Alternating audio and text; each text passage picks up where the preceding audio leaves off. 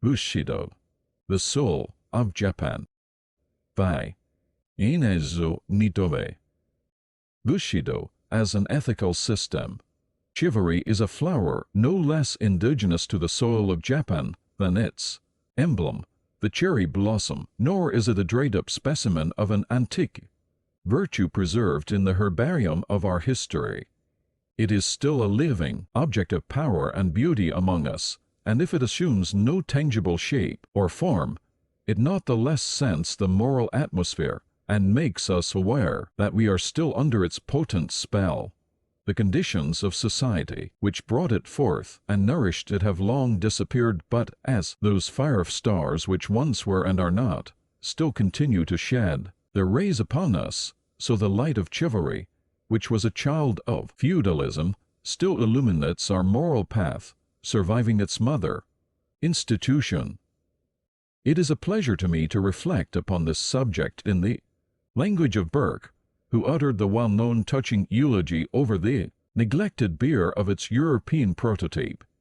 It argues a sad defect of information concerning the Far East, when so erudite a scholar as George Miller did not hesitate to affirm that chivalry, or any other similar institution, has never existed either among the nations of antiquity or among the modern Orientals.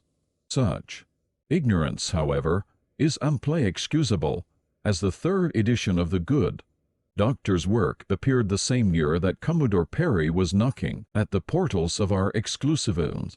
More than a decade later, about the time that our feudalism was in the last throes of existence, Karl Marx, writing his Capital, called the attention of his readers to the peculiar advantage of studying the social and political institutions of feudalism, as then to be seen in living form only in Japan. I would likewise invite the Western historical and ethical student to the study of chivalry in the Japan of the present. Enticing as is a historical disquisition on the comparison between European and Japanese feudalism and chivalry, it is not the purpose of this paper to enter into it at length. My attempt is rather to relate, firstly, the origin and sources of our chivalry; secondly, its character and teaching; thirdly, its influence among the masses; and, fourthly, the continuity and permanence of its influence. Of these several points, the first will be only brief and cursory, or else I should have to take my readers into the devious paths of our national history. The second will be dwelt upon at greater length, as being most likely to interest students of international ethics and comparative ethology in our ways of thought and action, and the rest will be dealt with as corollaries.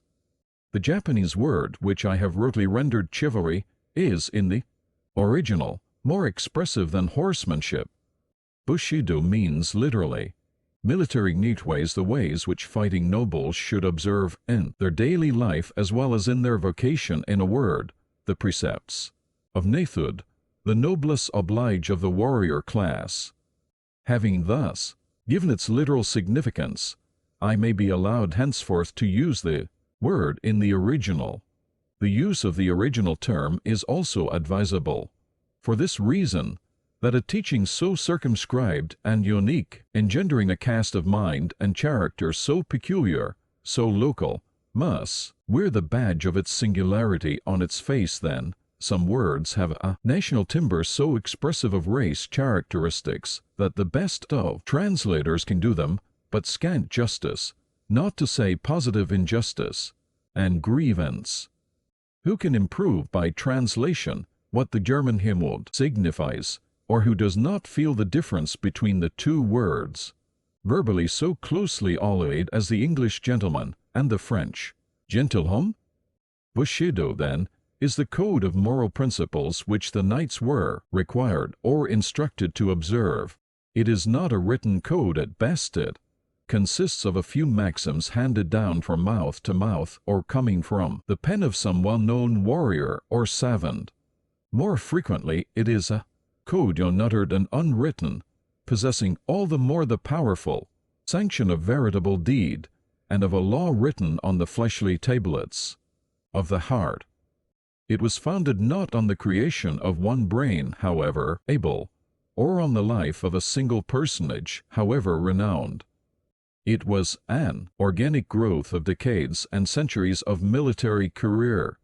It, perhaps, fills the same position in the history of ethics that the English Constitution does in political history, yet it has had nothing to compare with the Magna Charta or the Habeas Corpus Act. True, early in the 17th century military statutes, Bushido were promulgated, but their 13 short articles were taken up mostly with marriages, castles, legacies, etc., and didactic regulations were but meagerly touched upon. We cannot, therefore, point out any definite time and place and say, here is its fountainhead. Only as it attains consciousness in the feudal age, its origin, in respect to time, may be identified with feudalism.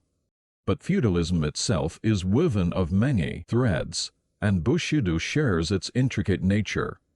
As in England, the political institutions of feudalism may be said to date from the Norman conquest, so we may say that in Japan its rise was simultaneous with the ascendancy of Yoritomo, late in the 12th century. As, however, in England, we find the social elements of feudalism far back in the period previous to William the Conqueror, so too the germs of feudalism in Japan had been long existent before the period I have mentioned. Again, in Japan as in Europe, when feudalism was formally inaugurated, the professional class of warriors naturally came into prominence.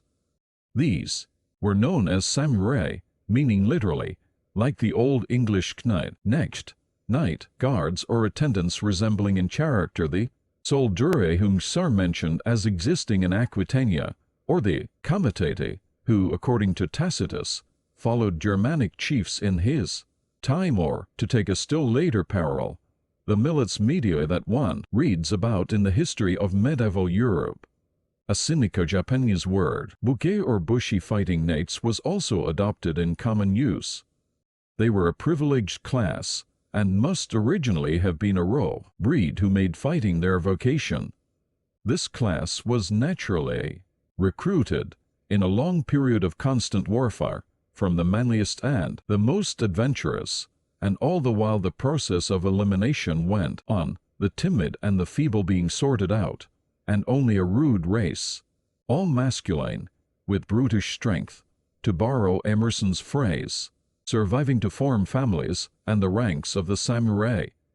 Coming to profess great honor and great privileges and correspondingly great responsibilities, they soon felt the need of a common standard of behavior, especially as they were always on a belligerent footing and belonged to different clans. Just as physicians limit competition among themselves by professional courtesy, just as lawyers sit in courts of honor in cases of violated etiquette, so must also warriors possess some resort for final judgment on their misdemeanors.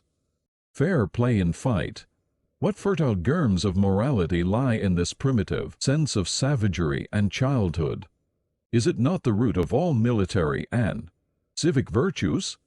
We smile as if we had outgrown it, at the boyish desire of the small Britisher, Tom Brown, to leave behind him the name of a fellow who never bullied a little boy or turned his back on a big one. And yet, who does not know that this desire is the cornerstone on which moral structures of mighty dimensions can be reared? May I not go even so far as to say that the gentlest and most peace-loving of religions endorses this aspiration?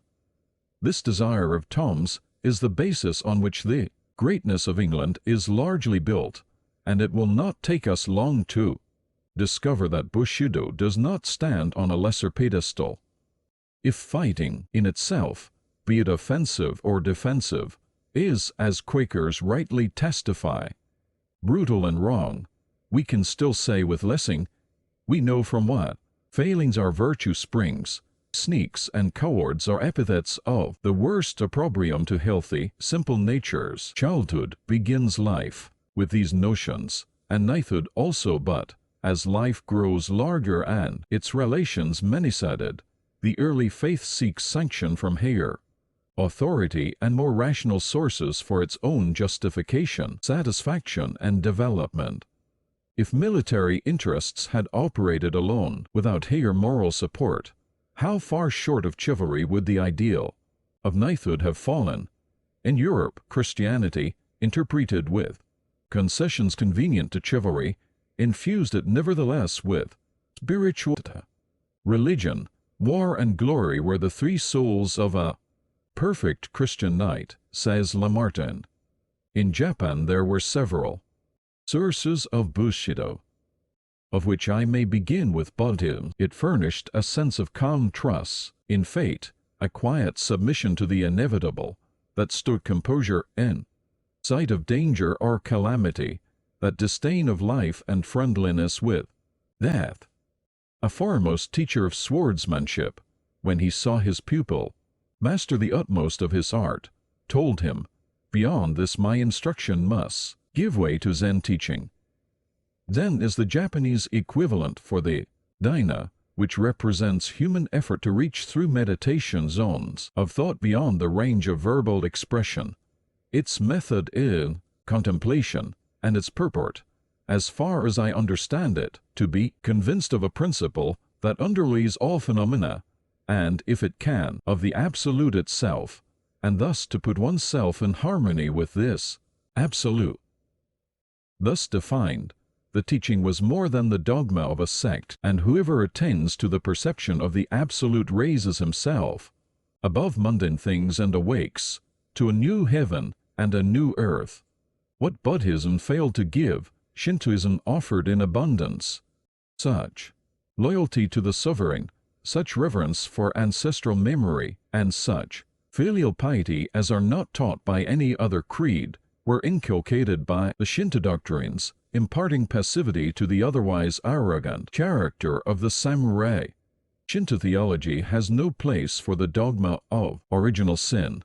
On the contrary, it believes in the innate goodness and godlike purity of the human soul, adoring it as the adytum from which divine oracles are proclaimed.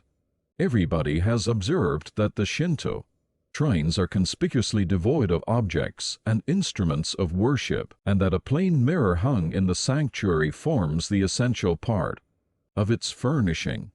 The presence of this article is easy to explain. It typifies the human heart, which, when perfectly placid and clear, reflects the very image of the deity. When you stand, therefore, in front of the shrine to worship, you see your own image reflected on its shining surface, and the act of worship is tantamount to the old Delphic injunction, "Know thyself." But self-knowledge does not imply either the Greek or Japanese teaching, knowledge of the physical part of man, not his anatomy or his psychophysics. Knowledge was to be of a moral kind, the introspection of our moral nature. Mommsen, comparing the Greek and the Roman, says that when the former worshipped, he raised his eyes to heaven, for his prayer was contemplation, while the latter veiled his head, for his was reflection. Essentially like the Roman conception of religion, our reflection brought into prominence not so much the moral as the national consciousness of the individual. Its nature worship endeared the country to our inmost souls, while its ancestor worship, tracing from lineage to lineage, made the imperial family the fountainhead of the whole nation. To us the country is more than land and soil from which to mine gold or to reap grain. It is the sacred abode of the gods, the spirits of our forefathers. To us the emperor is more than the arch-constable of a Reichsstadt, or even the patron of a Kulturstadt. He is the bodily representative of heaven on earth, blending in his person its power and its mercy.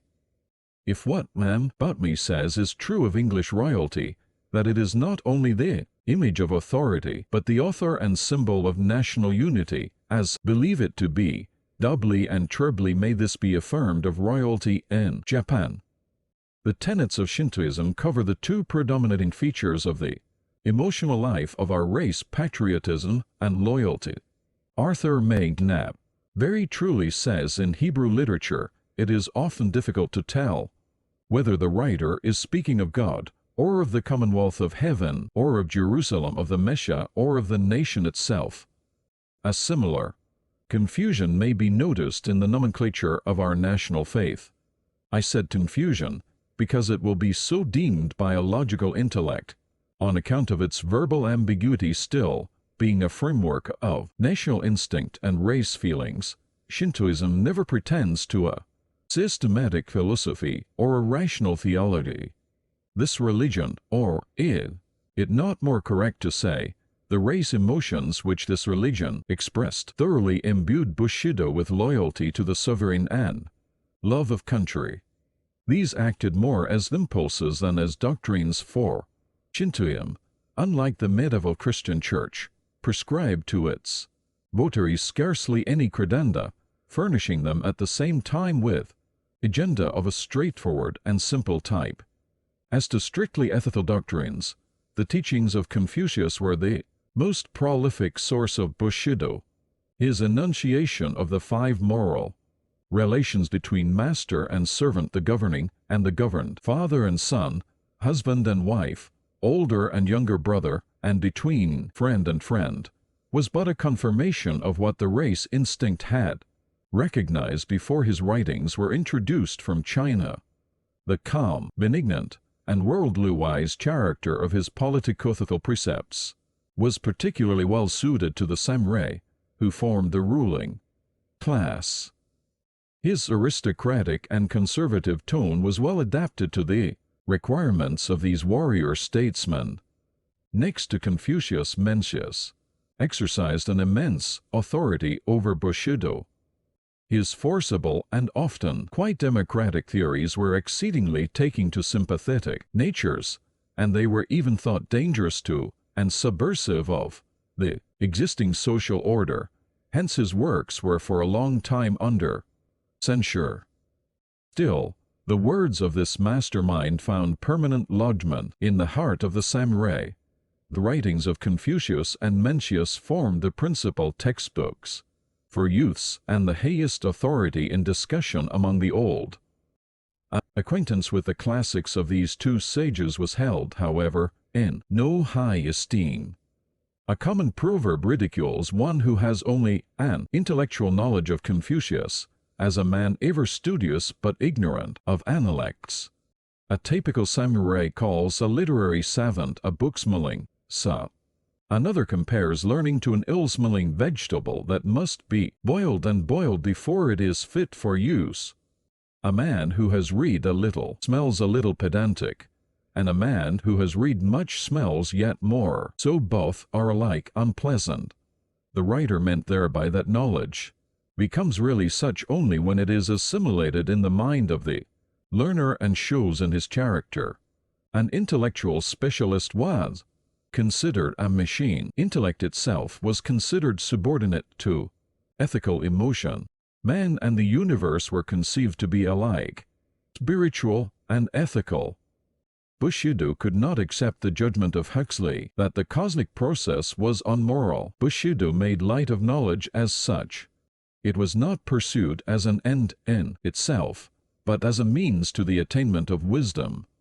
Hence, he who stopped short of this end was regarded no higher than a convenient machine, which could turn out poems and maxims at bidding.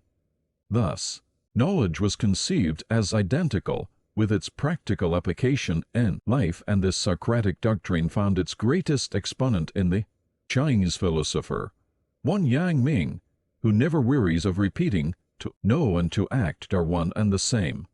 Thus, whatever the sources, the essential principles which Bushido imbibed from them and assimilated to itself were few and simple.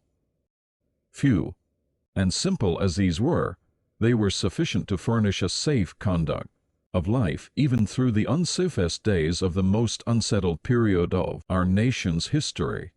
The wholesome, unsophisticated nature of our warrior ancestors derived ample food for their spirit from a sheaf of commonplace and fragmentary teachings, gleaned as it were on the highways and byways of ancient thought, and stimulated by the demands of the age, formed from these gleanings the new and unique type of manhood.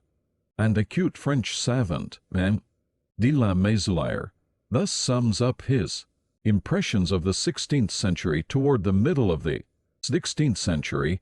All is confusion in Japan, in the government, in society, in the church.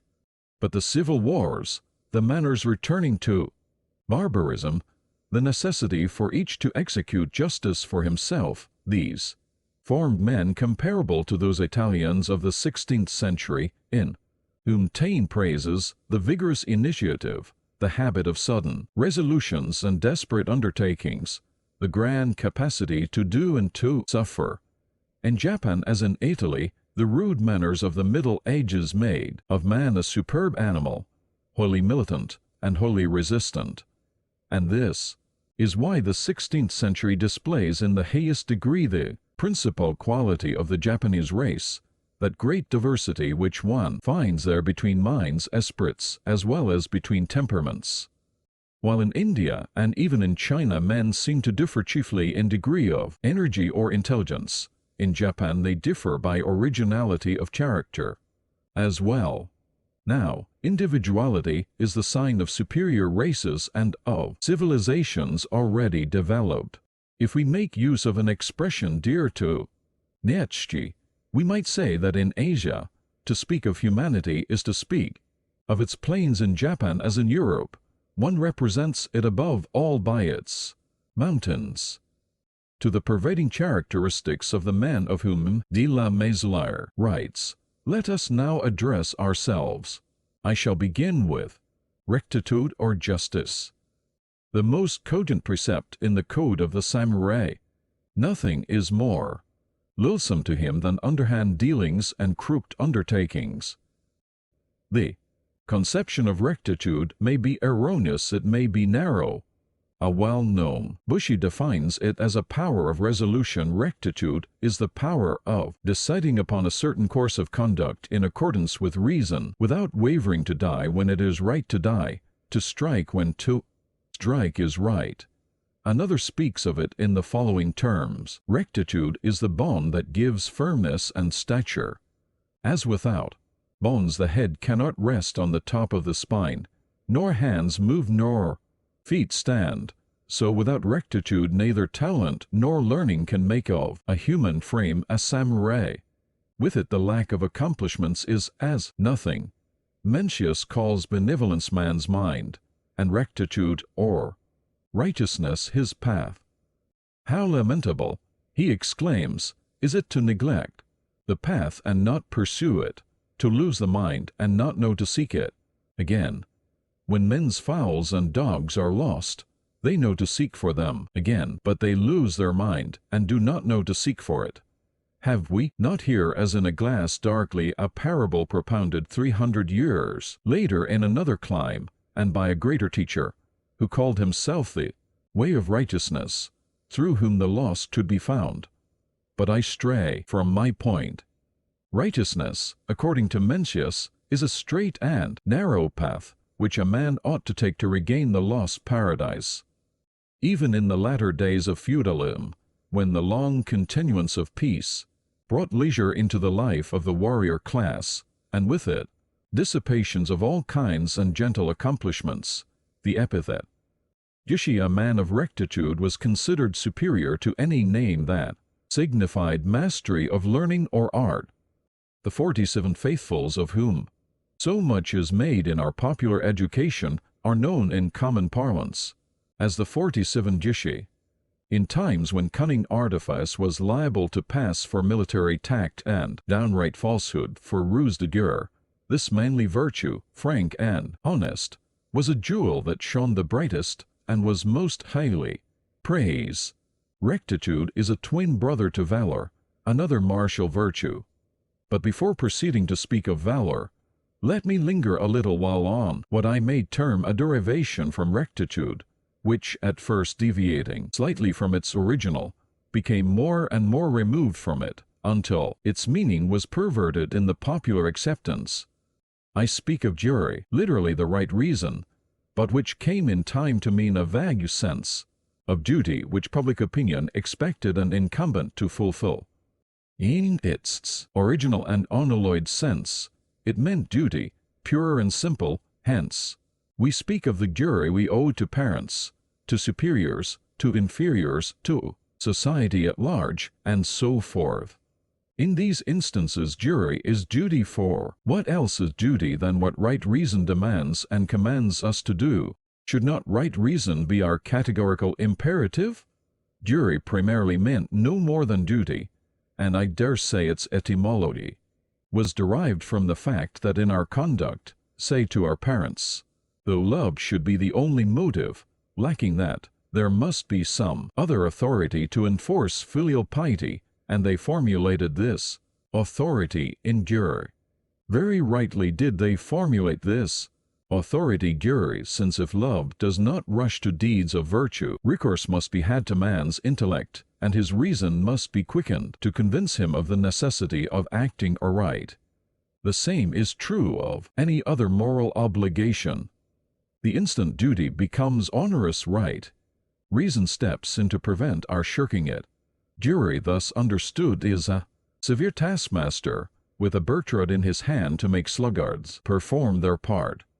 It is a secondary power in ethics as a motive. It is infinitely inferior to the Christian doctrine of love, which should be the law.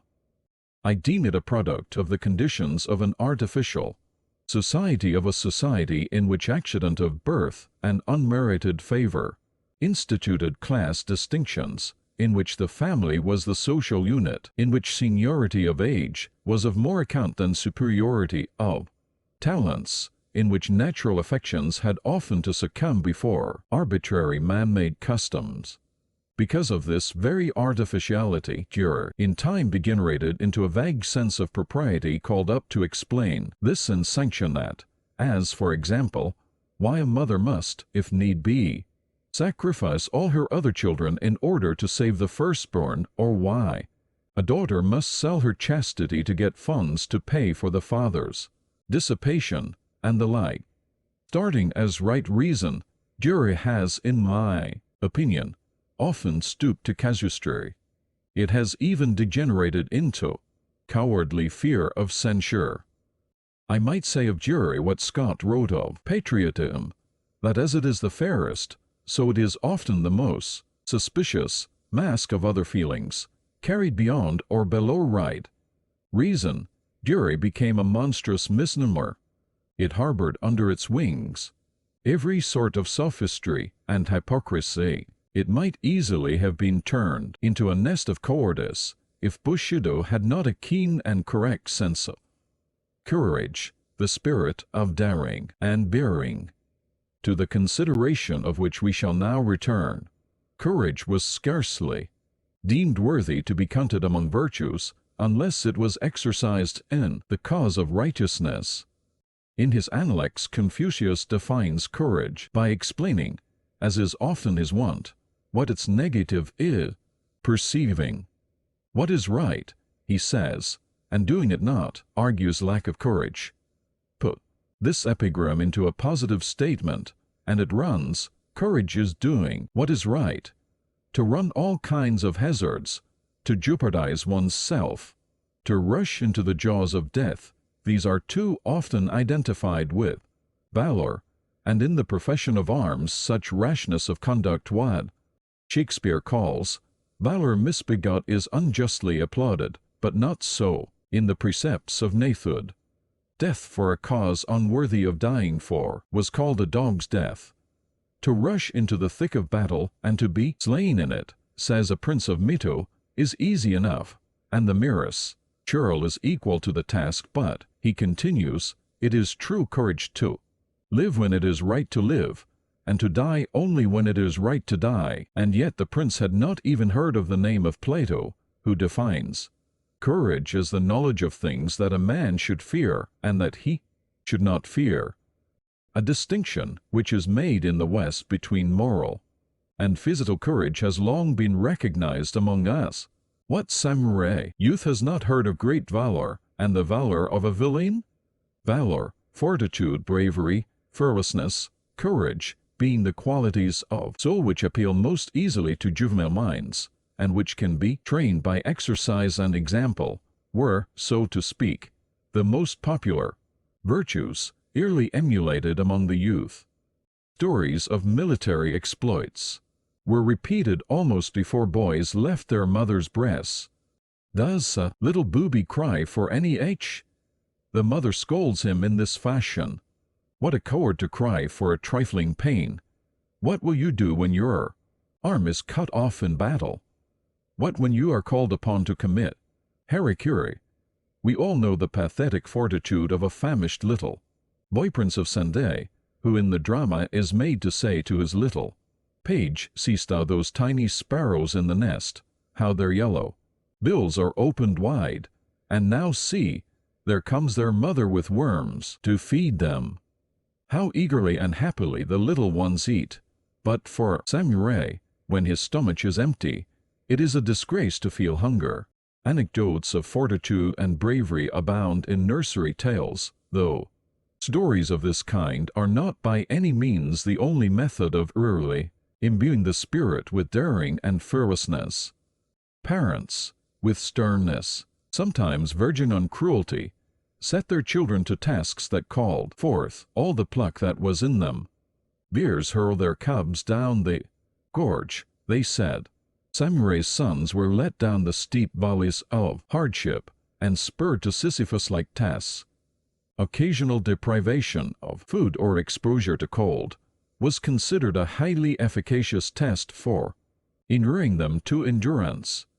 Children of tender age were sent among utter strangers with some message to deliver, were made to rise before the sun and before breakfast attend to their reading exercises, walking to their teacher with bare feet in the cold of winter. They, frequently once or twice a month, as on the festival of a god of learning, came together in small groups and passed the night without sleep, in reading aloud by turns.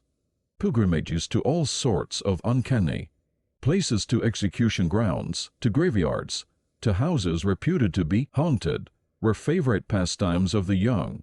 In the days when decapitation was public, not only were small boys sent to witness the ghastly scene, but they were made to visit alone the place in the darkness of night, and there to leave a mark of their visit on the trunkless head.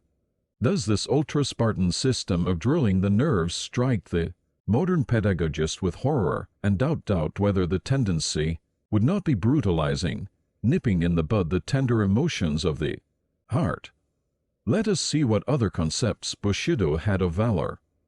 It passes current among us as a piece of authentic history, that as Dokan, the great builder of the castle of Tokyo, was pierced through with a spear, his assassin, knowing the poetical predilection of his victim, accompanied his thrust with this couplet: "Ah, how in moments like these our heart doth grudge the light of life."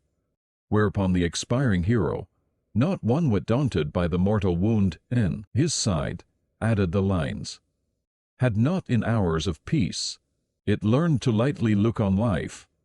There is even a sportive element in a courageous nature. Things which are serious to ordinary people may be but play to the valiant. Hence, in old warfare it was not at all rare for the parties to a conflict to exchange repartee or to begin a rhetorical contest. Combat was not solely a matter of brute force, it was, as well, an intellectual engagement. Of such character was the battle fought on the bank of the Kurumo River late in the 11th century. The Eastern army routed, its leader, Sadito, took to flight. When the pursuing general pressed him hard and called aloud, "It is a disgrace for a warrior to show his back to the enemy," Sadito reined his horse. Upon this the conquering chief shouted an impromptu verse: "Torn into shreds is the warp of the cloth Kurumo." Scarcely had the words escaped his lips when the defeated warrior, undismayed, completed the couplet: "Since age has worn its threads by use." Yoshie, whose bow had all the while been bent, suddenly unstrung it and turned away, leaving his prospective victim to do as he pleased. When asked the reason of his strange behavior, he replied that he could not bear to put to shame one who had kept his presence of mind while haughtily pursued by his enemy. The sorrow which overtook Antony and Octavius at the death of Brutus has been the general experience of brave men.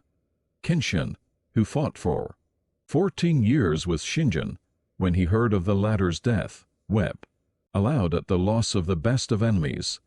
It was this same Kenshin who had set a noble example for all time in his treatment of Shinjin, whose provinces lay in a mountainous region quite away from the sea, and who had consequently depended upon the provinces of the Tokaido for salt. The prince, wishing to weaken him, although not openly at war with him, had cut off from Shinjin all traffic in this important article. Kenshin, hearing of his enemy's dilemma and able to obtain his salt from the coast of his own dominions, wrote Shinjin that in his opinion the lord had committed a very mean act, and that although he Kenshin was at war with him Shinjin, he had ordered his subjects to furnish him with plenty of salt, adding, "I do not fight with salt, but with the sword," affording more than a parallel to the words of Camillus, "We Romans do not fight with gold, but with iron." Nietzsche spoke for the samurai heart when he wrote, "You are to be proud of your enemy then. The success of your enemy is your success also." Indeed, valor and honor alike required that we should own as enemies in war only such as prove worthy of being friends in peace. When valor attains this height, it becomes akin to benevolence, the feeling of distress, love, magnanimity, affection for others, sympathy and pity, which were ever recognized to be supreme virtues, the highest of all the attributes of the human soul. Benevolence was deemed a princely virtue in a twofold sense: princely among the manifold attributes of a noble spirit, princely as particularly befitting a princely profession. We needed no Shakespeare to feel, though perhaps, like the rest of the world, we needed him to express it, that mercy became a monarch better than his crown, that it was above his sceptred sway. How often both Confucius and Mencius repeat the highest requirement of a ruler of men to consist in benevolence. Confucius would say, "Let but a prince cultivate virtue, people will flock to him, with people will come to him, lands will bring forth for him, wealth will give him the benefit of right uses." Virtue is the root, and wealth an outcome. Again, never has there been a case of a sovereign loving benevolence, and the people not loving righteousness. Mencius follows close at his heels and says, "Instances are on record where individuals attain to supreme power in a single state without benevolence, but never have I heard of a whole empire falling into the hands of one who lacked this virtue.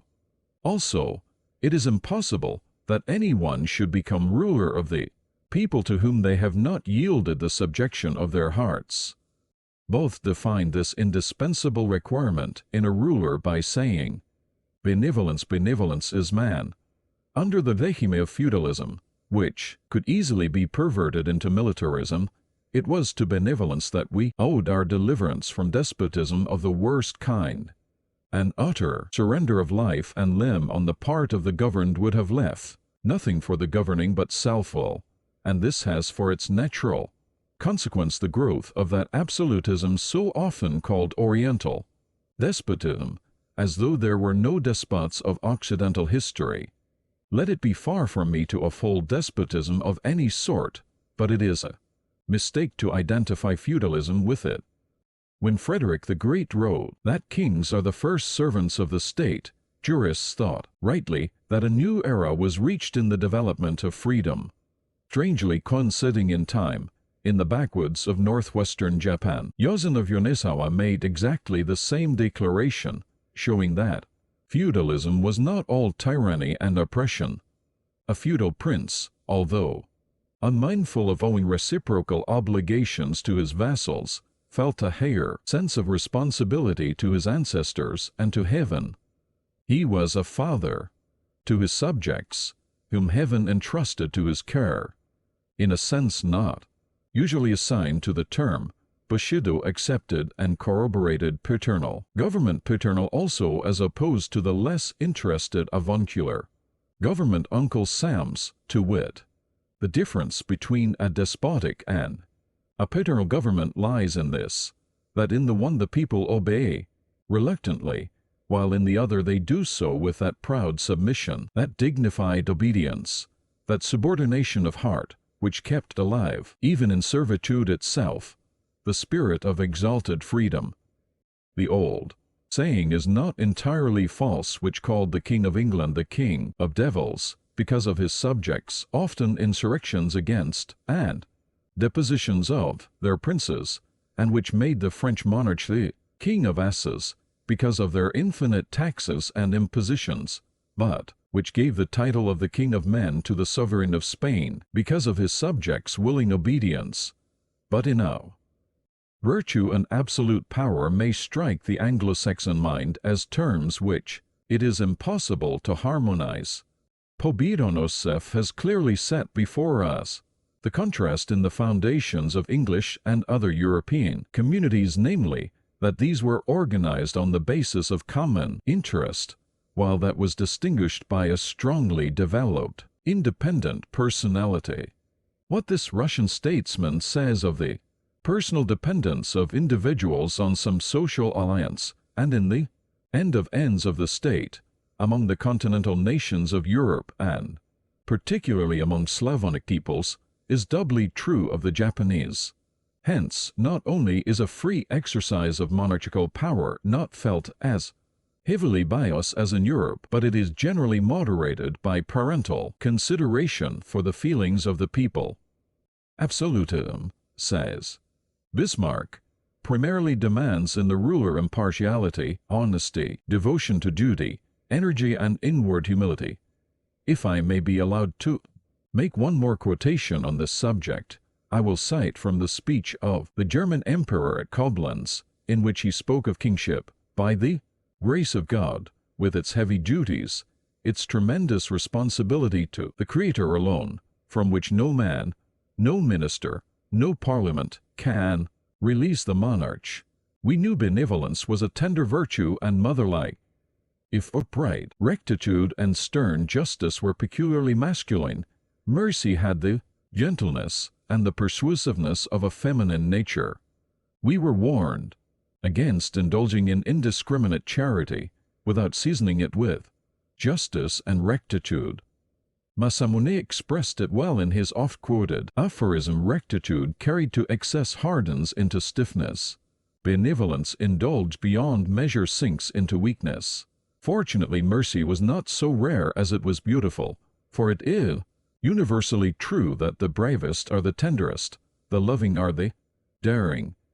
Bushin no Nasage, the tenderness of a warrior, had a sound which appealed at once to whatever was noble in us, not that the mercy of a samurai was generically different from the mercy of any other being, but because it implied mercy where mercy was not a blind impulse, but where it recognized due regard to justice, and where mercy did not remain merely a certain state of mind, but where it was backed with power to save or kill. As economists speak of demand as being effectual or ineffectual, similarly, we may call the mercy of Bushi effectual, since it implied the power of acting for the good or detriment of the recipient.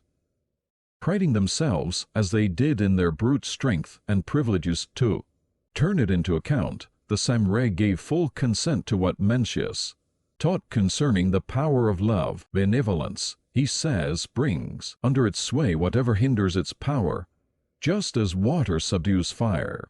They only doubt the power of water to quench flames who try to extinguish with a cupful a whole burning wagon-load of fagots. He also says that the feeling of distress is the root of benevolence. Therefore, a benevolent man is ever mindful of those who are suffering and in distress. Thus did Mencius long anticipate Adam Smith, who founds his ethical philosophy on sympathy.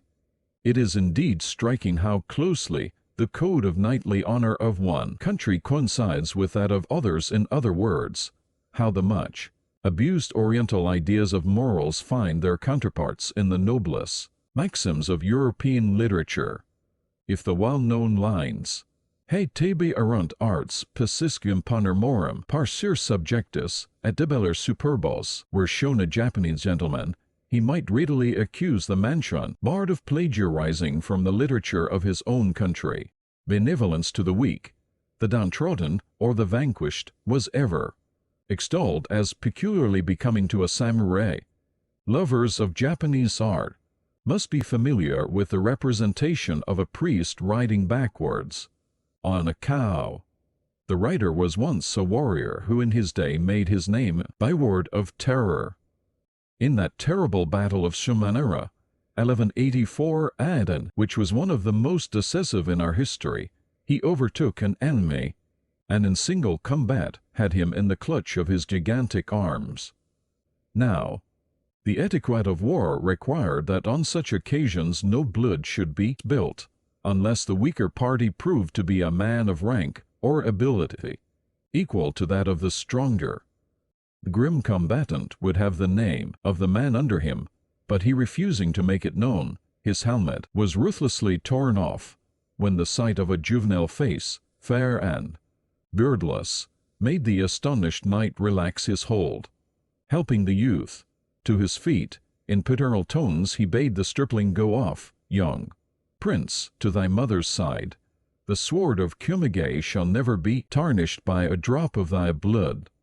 Haste and flee or yon pass before thy enemies come in sight." The young warrior refused to go and begged Kumage, for the honor of both, to dispatch him on the spot. Above the hoary head of the veteran gleams the cold blade, which many a time before has sundered the chords of life, but his stout heart quails. There flashes athwart his mental eye the vision of his own boy, who, this selfsame day, marched to the sound of bugle to try his maiden arms. The strong hand of the warrior quivers again, he begs his victim to flee for his life. Finding all his entreaties vain, and hearing the approaching steps of his comrades, he exclaims, "If thou art overtaken, thou mayest fall at a more ignoble hand than mine. O thou infinite, receive his soul." In an instant the sword flashes in the air, and, when it falls, it is red with adolescent blood. When the war is ended, we find our soldier returning in triumph, but little cares he now for honor or fame. He renounces his warlike career, shaves his head, dons a priestly garb, devotes the rest of his days to holy pilgrimage, never turning his back to the west, where lies the paradise whence salvation comes and whither the sun hastes daily for his rest. Critics may point out flaws in this story, which is casuistically vulnerable. Let it be all the same, it shows that tenderness, pity, and love were traits which adorned the most sanguinary exploits of the samurai. It was an old maxim among them that it becometh not the fowler to slay the bird which takes refuge in his bosom. This in a large measure explains why the Red Cross movement, considered peculiarly Christian, so readily found a firm footing among us. For decades before we heard of the Geneva Convention, Bacon, our greatest novelist, had familiarized us with the medical treatment of a fallen foe. In the Principality of Satsuma, noted for its martial spirit and education, the custom prevailed for young men to practice music, not the blast of trumpets or the beat of drums, those clamorous harbingers of blood and death, stirring us to imitate the actions of a tiger, but sad and tender melodies on the biwa, soothing our fiery spirits, drawing our thoughts away from scent of blood and scenes of carnage. Polybius tells us of the constitution of Arcadia, which required all youths under 30 to practice music, in order that this gentle art might alleviate the rigors of that inclement region. It is to its influence that he attributes the absence of cruelty in that part of the Arcadian mountains. Nor was Satsuma the only place in Japan where gentleness was inculcated among the warrior class. A prince of Shirakawa jots down his random thoughts, and among them is the following: "Though they come stealing to your bedside in the silent watches of the night, drive not away, but Rather cherish these the fragrance of flowers, the sound of distant bells, the insect humming of a frosty night.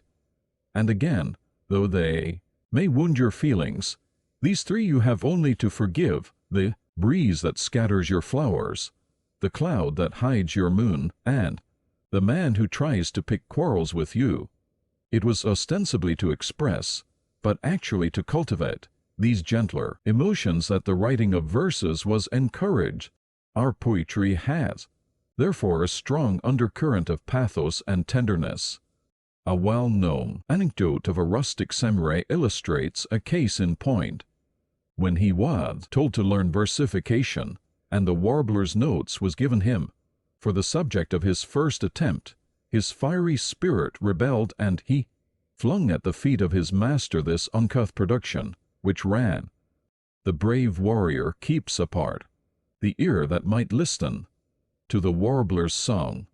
His master, undaunted by the crude sentiment, continued to encourage the youth, until one day the music of his soul was awakened to respond to the sweet notes of the uguzu, and he wrote: "Stands the warrior, mailed and strong, to hear the uguzu's song, warbled sweet the trees among." We admire and enjoy the heroic incident in Kroner's short life, when, as he lay wounded on the battlefield, he scribbled his famous farewell to life. Incidents of a similar kind were not at all unusual in our warfare. Our pithy, epigrammatic poems were particularly well suited to the improvisation of a single sentiment. Everybody of any education was either a poet or a poetaster. Not infrequently a marching soldier might be seen to halt, take his writing utensils from his belt, and compose an ode, and such papers were found afterward in the helmets or the breastplates, when these were removed from their lifeless wearers. What Christianity has done in Europe toward rousing compassion in the midst of belligerent horrors, love of music and letters has done in Japan. The cultivation of tender feelings breeds considerate regard for the sufferings of others. Modesty and complaisance, actuated by respect for others' feelings, are at the root of politeness, that courtesy and urbanity of manners which has been noticed by every foreign tourist as a marked Japanese trait. Politeness is a poor virtue if it is actuated only by a fear of offending good taste, whereas it should be the outward manifestation of a sympathetic regard for the feelings of others. It also implies a due regard for the fitness of things, therefore due respect to social positions, for these latter express no plutocratic distinctions, but were originally distinctions for actual merit. In its highest form, politeness almost approaches love. We may reverently say, politeness suffereth long, and is kind, envieth not, vaunteth not itself, is not puffed up, doth not behave itself unseemly, seeketh not her own, is not easily provoked, taketh not account of evil.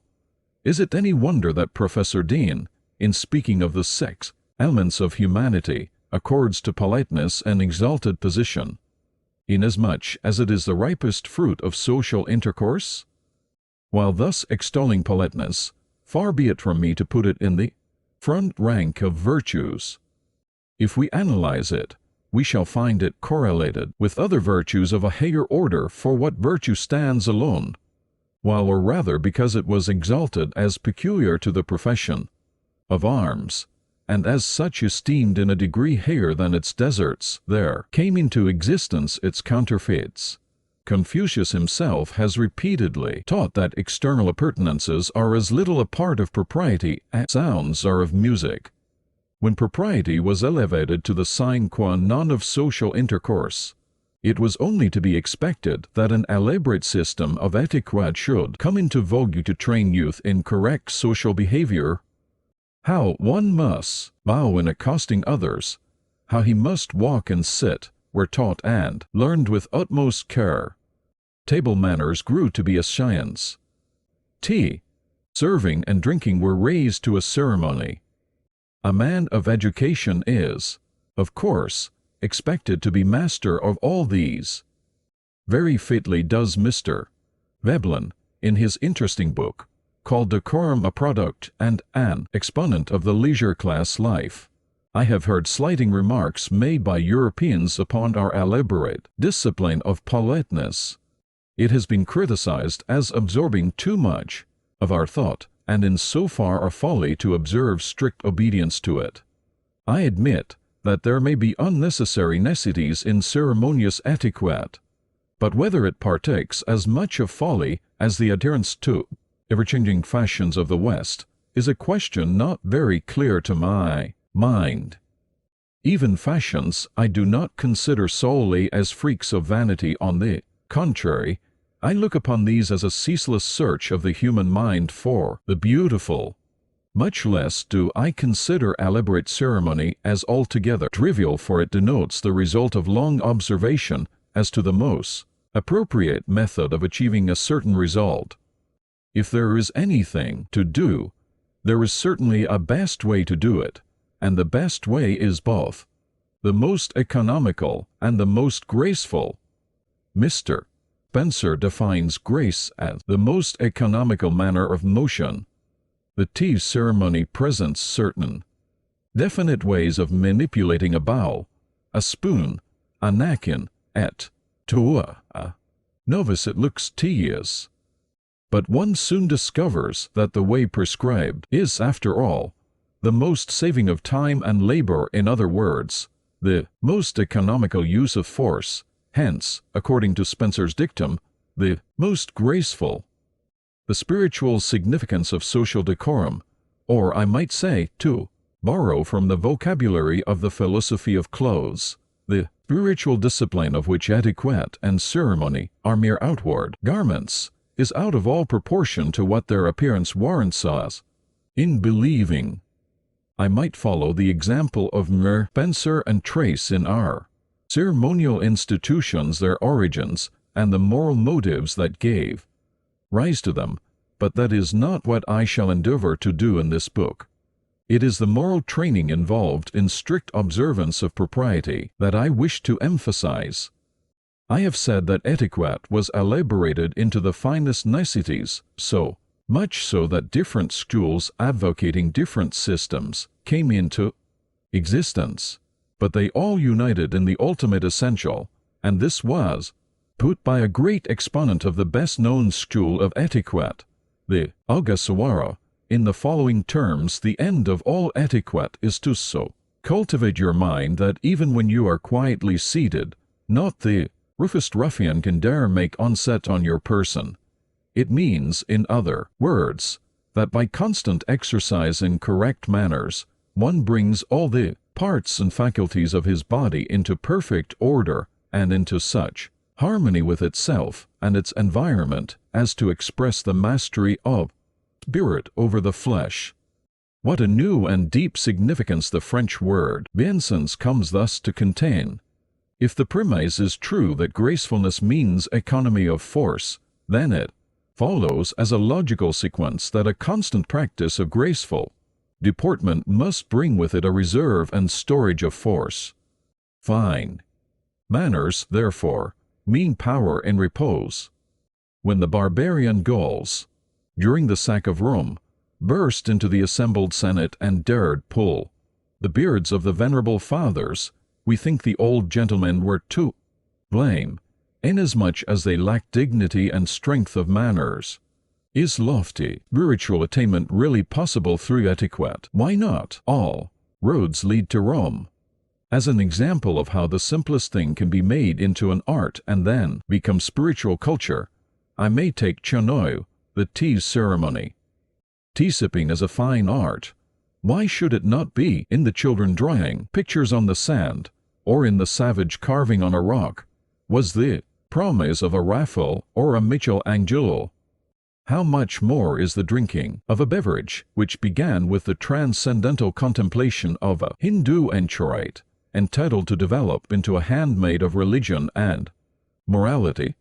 That calmness of mind, that serenity of temper, that composure and quietness of demeanor, which are the first essentials of Chanoyu, are without doubt the first conditions of right thinking and right feeling. The scrupulous cleanliness of the little room, shut off from sight and sound of the madding crowd, is in itself conducive to direct one's thoughts from the world. The bare interior does not engross one's attention like the innumerable pictures and bric-a-brac of a Western parlor. The presence of kimono calls our attention more to grace of design than to beauty of color. The utmost refinement of taste is the object aimed at, whereas anything like display is banished with religious horror.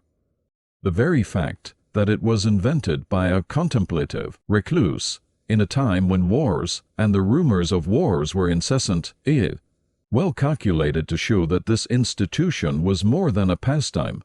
Before entering the quiet precincts of the tea room, the company assembling to partake of the ceremony laid aside, together with their swords, the ferocity of the battlefield or the cares of government, there to find peace and friendship.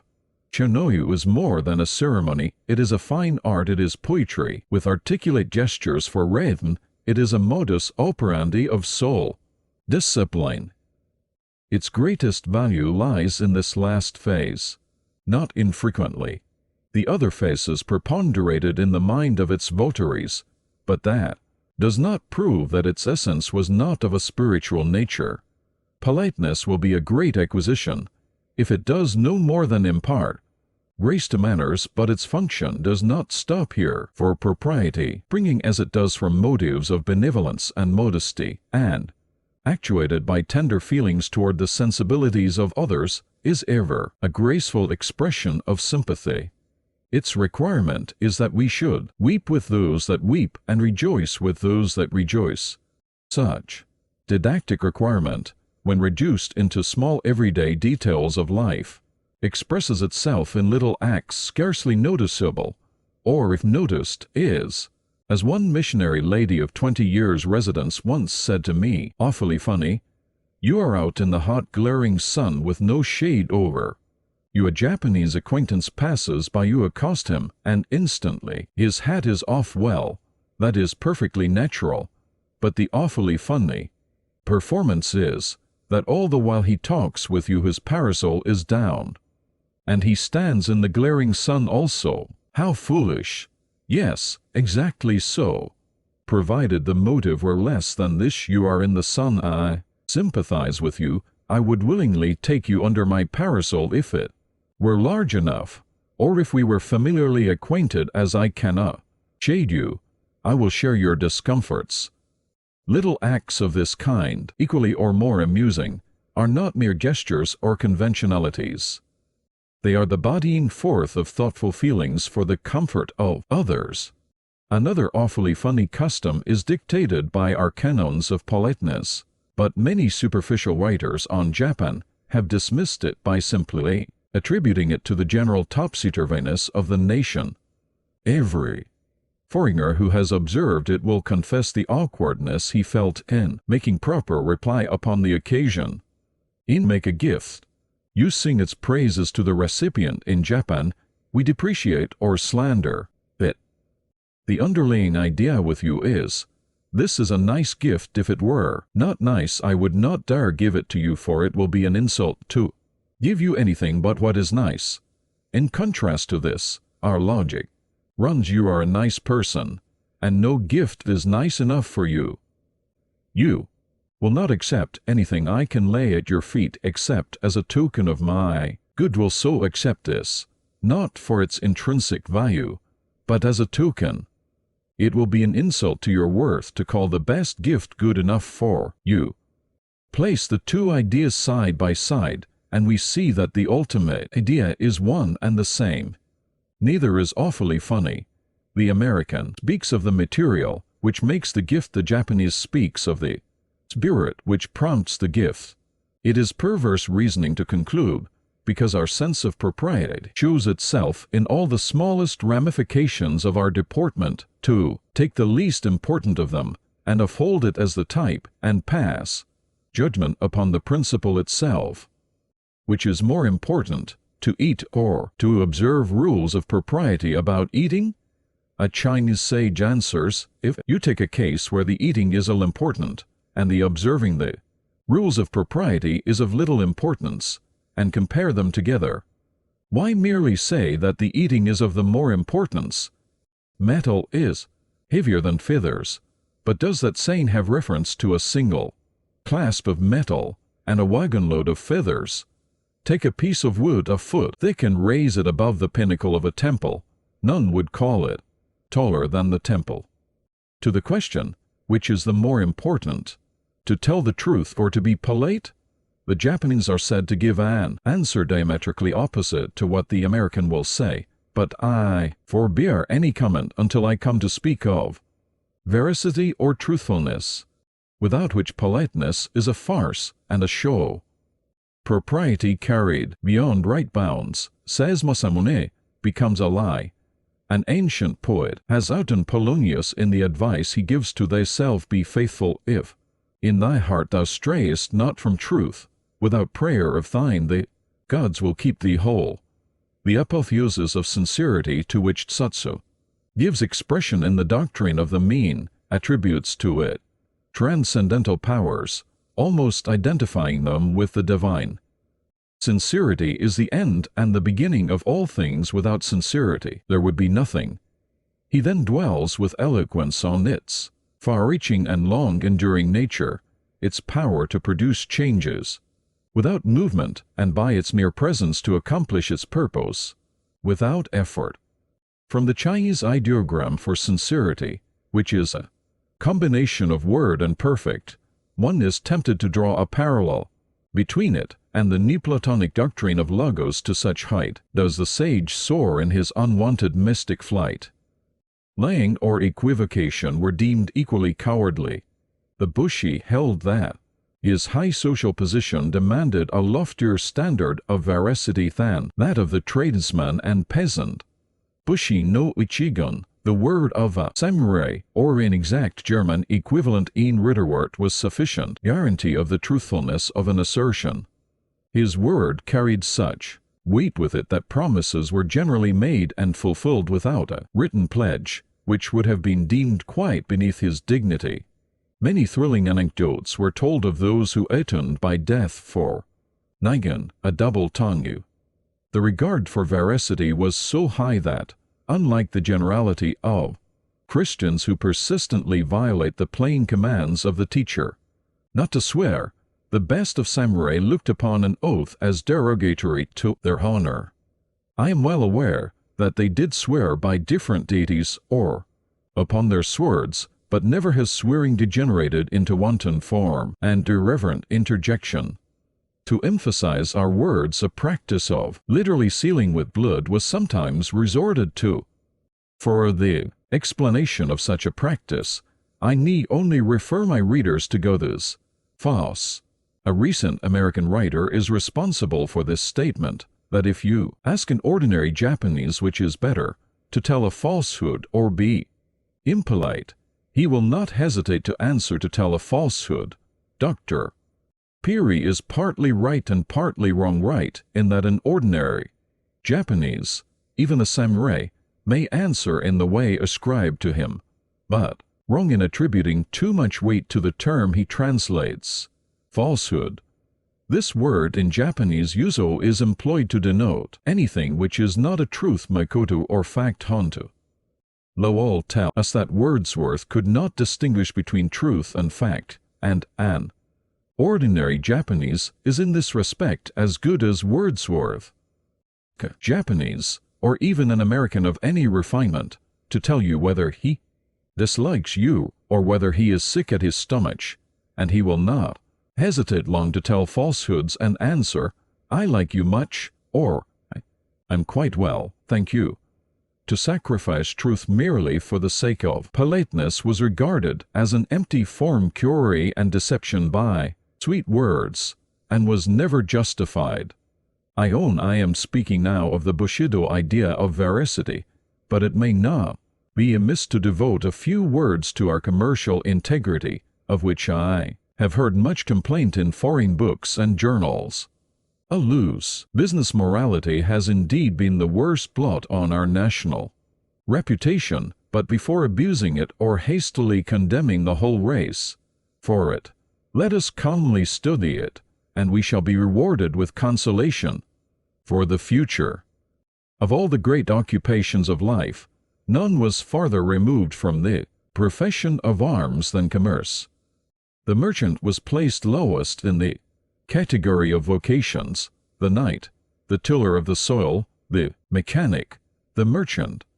The samurai derived his income from land and could even indulge, if he had a mind to, in amateur farming, but the counter and abacus were abhorred. We knew the wisdom of this social arrangement. Montesquieu has made it clear that the debarring of the nobility from mercantile pursuits was an admirable social policy in that it prevented wealth from accumulating in the hands of the powerful. The separation of power and riches kept the distribution of the latter more nearly equable. Professor Dill, the author of Roman Society in the last century of the Western Empire, has brought afresh to our mind that one cause of the decadence of the Roman Empire was the permission given to the nobility to engage in trade, and the consequent monopoly of wealth and power by a minority of the senatorial families. Commerce, therefore, in feudal Japan did not reach that degree of development which it would have attained under freer conditions. The obloquy attached to the calling naturally brought within its pale such as cared little for social repute. Call one a thief, and he will steal. Put a stigma on a calling, and its followers adjust their morals to it, for it is natural that the normal conscience, as Hugh Black says, rises to the demands made on it, and easily falls to the limit of the standard expected from it. It is unnecessary to add that no business, commercial or otherwise, can be transacted without a code of morals. Our merchants of the feudal period had one among themselves, without which they could never have developed, as they did, such fundamental mercantile institutions as the guild, the bank, the bourse, insurance, checks, bills of exchange, etc. But in their relations with people outside their vocation, the tradesmen lived too true to the reputation of their order. This being the case, when the country was open to foreign trade, only the most adventurous and unscrupulous rushed to the ports, while the respectable business houses declined for some time the repeated requests of the authorities to establish branch houses. Was Bushido powerless to stay the current of commercial dishonor? Let us see. Those who are well acquainted with our history will remember that only a few years after our treaty ports were opened to foreign trade, feudalism was abolished, and when with it the samurai's fiefs were taken and bonds issued to them in compensation, they were given liberty to invest them in mercantile transactions. Now you may ask, why could they not bring their much boasted veracity into their new business relations, and so reform the old abuses? Those who had eyes to see could not weep enough. Those who had hearts to feel could not sympathize enough with the fate of many a noble and honest samurai who signally and irrevocably failed in his new and unfamiliar field of trade and industry through sheer lack of shrewdness in coping with his artful plebeian rival. When we know that 80% of the business houses fail in so industrial a country as America, is it any wonder that scarcely one among 100 samurai who went into trade could succeed in his new vocation? It will be long before it will be recognized how many fortunes were wrecked in the attempt to apply Bushido ethics to business methods. But it was soon patent to every observing mind that the ways of wealth were not the ways of honor. In what respects, then, were they different? Of the three incentives to veracity that Lecky enumerates, viz. the industrial, the political, and the philosophical, the first was altogether lacking in Bushido. As to the second, it could develop little in a political community under a feudal system. It is in its philosophical, and as Lecky says, in its highest aspect, that honesty attained elevated rank in our catalogue of virtues. with all my sincere regard for the high commercial integrity of the Anglo-Saxon race, when I ask for the ultimate ground, I am told that honesty is the best policy, that it pays to be honest. Is not this virtue, then, its own reward, if it is followed because it brings in more cash than falsehood? I'm afraid Bushido would rather indulge in lies. If Bushido rejects a doctrine of quid pro quo rewards, the shrewder tradesman will readily accept it. Lecky has very truly remarked that veracity owes its growth largely to commerce and manufacture. As Nietzsche puts it, honesty is the youngest of virtues. In other words, it is the foster child of industry, of modern industry. Without this mother, veracity was like a blue-blood orphan whom only the most cultivated mind could adopt and nourish. Such minds were general among the samurai, but for want of a more democratic and utilitarian foster mother, the tender child failed to thrive. Industries advancing, veracity will prove an easy, nay, a profitable, virtue to practice. Just think, as late as November 1880, Bismarck sent a circular to the professional consuls of the German Empire, warning them of a lamentable lack of reliability with regard to German shipments inter alia, apparent both as to quality and quantity. Nowadays we hear comparatively little of German carelessness and dishonesty in trade. And 20 years her merchants learned that in the end honesty pays. Already our merchants are finding that out. For the rest, I recommend the reader to two recent writers for well-weighed judgment on this point. It is interesting to remark in this connection that integrity and honor were the surest guarantees which even a merchant debtor could present in the form of promissory notes. It was quite a usual thing to insert such clauses as these in default of the repayment of the sum lent to me. I shall say nothing against being ridiculed in public, or, in case I fail to pay you back, you may call me a fool, and the like. Often have I wondered whether the veracity of Bushido had any motive higher than courage. In the absence of any positive commandment against bearing false witness, lying was not condemned as sin, but simply denounced as weakness, and as such highly dishonorable. As a matter of fact, the idea of honesty is so intimately blended, and its Latin and its German etymology so identified with honor, that it is high time I should pause a few moments for the consideration of this feature of the precepts of knighthood. The sense of honor, implying a vivid consciousness of personal dignity and worth, could not fail to characterize the samurai, born and bred to value the duties and privileges of their profession.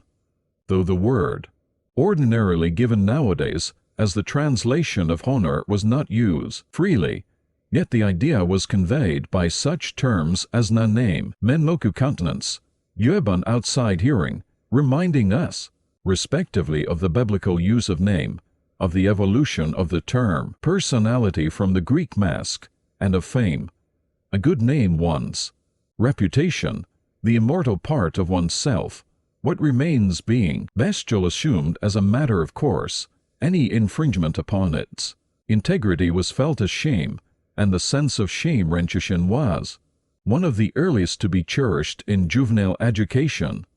You will be laughed at. It will disgrace you. Are you not ashamed?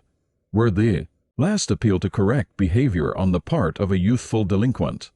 Such a recourse to his honor touched the most sensitive spot in the child's heart, as though it had been nursed on honor while it was in its mother's womb, for most truly is honor a parental influence, being closely bound up with strong family consciousness.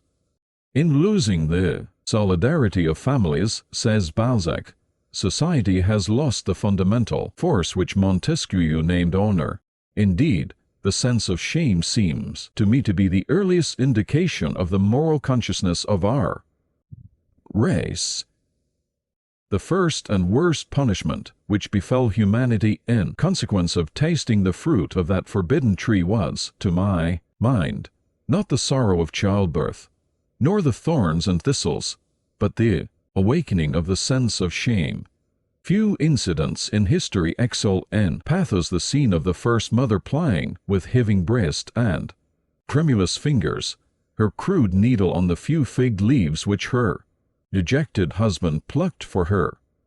This first fruit of disobedience clings to us with a tenacity that nothing else does. All the sartorial ingenuity of mankind has not yet succeeded in sewing an apron that will efficaciously hide our sense of shame.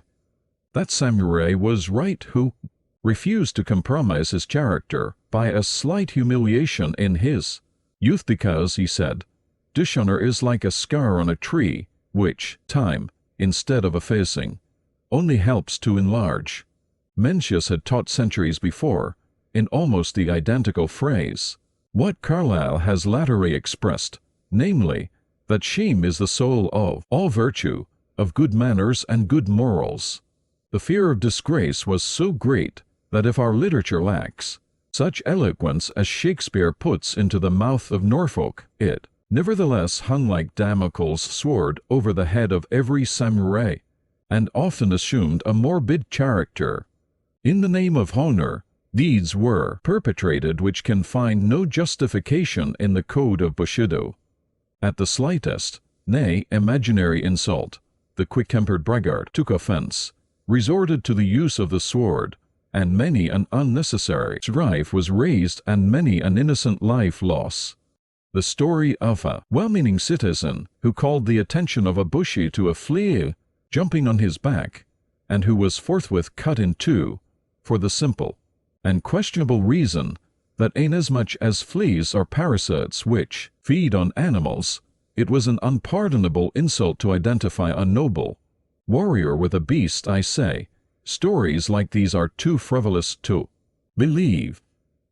Yet, the circulation of such stories implies three things: that they were invented to overawe common people, that abuses were really made of the samurai's profession of honor, and that a very strong sense of shame was developed among them.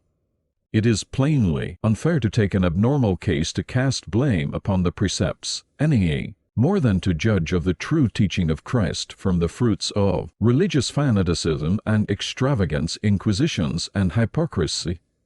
But, as in religious monomania there is something touchingly noble, as compared with the delirium tremens of a drunkard, so in that extreme sensitiveness of the samurai about their honor do we not recognize the substratum of a genuine virtue?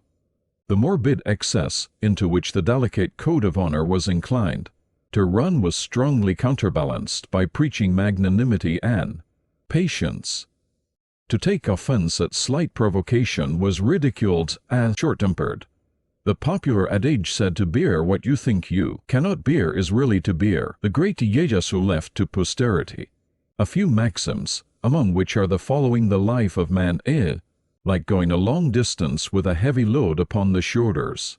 Haste not, reproach none, but be forever watchful of thine own shortcomings. Forbearance is the basis of length of days. He proved in his life what he preached. A literary wit put a characteristic epigram into the mouths of three well-known personages in our history. To Nobunaga he attributed, "I will kill her, if the nightingale sings not in time." To Hideyoshi, "I will force her to sing for me," and to Ieyasu, "I will wait till she opens her lips." Patience and long-suffering were also highly commended by Mencius. And one place he writes to this effect: "Though you denude yourself and insult me, what is that to me? You cannot defile my soul by your outrage." Elsewhere he teaches that anger at a petty offense is unworthy a superior man, but indignation for a great cause is righteous wrath. To what height of unmartial and unresisting meekness Bushido could reach in some of its votaries may be seen in their utterances. Take, for instance, this saying of Ogawa: "When others speak all manner of evil things against thee, return not evil for evil, but rather reflect that thou wast not more faithful in the discharge of thy duties." Take another of Kyomazawa: "When others blame thee, blame them not. When others are angry at thee, return not anger. Joy cometh only as passion and desire part. Still another instance I may cite from Sego, upon whose overhanging brow shame is ashamed to sit. The way is the way of heaven and earth, man's place is to follow it, therefore make it the object of thy life to reverence heaven. Heaven loves me and others with equal love, therefore with the love wherewith thou lovest thyself, love others. Make not man thy partner but heaven, and making heaven thy partner do thy best. Never condemn others, but see to it that thou comest not short of thine own mark. Some of those sayings remind us of Christian expostulations and show us how far in practical morality natural religion can approach the revealed. Not only did these sayings remain as utterances, but they were really embodied in acts.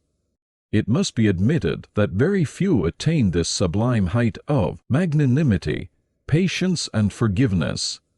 It was a great pity that nothing clear and general was expressed as to what constitutes honor, only a few enlightened minds being aware that it from no condition rises, but that it lies in each acting well his part, for nothing was easier than for use to forget in the heat of action what they had learned in Mencius in their calmer moments.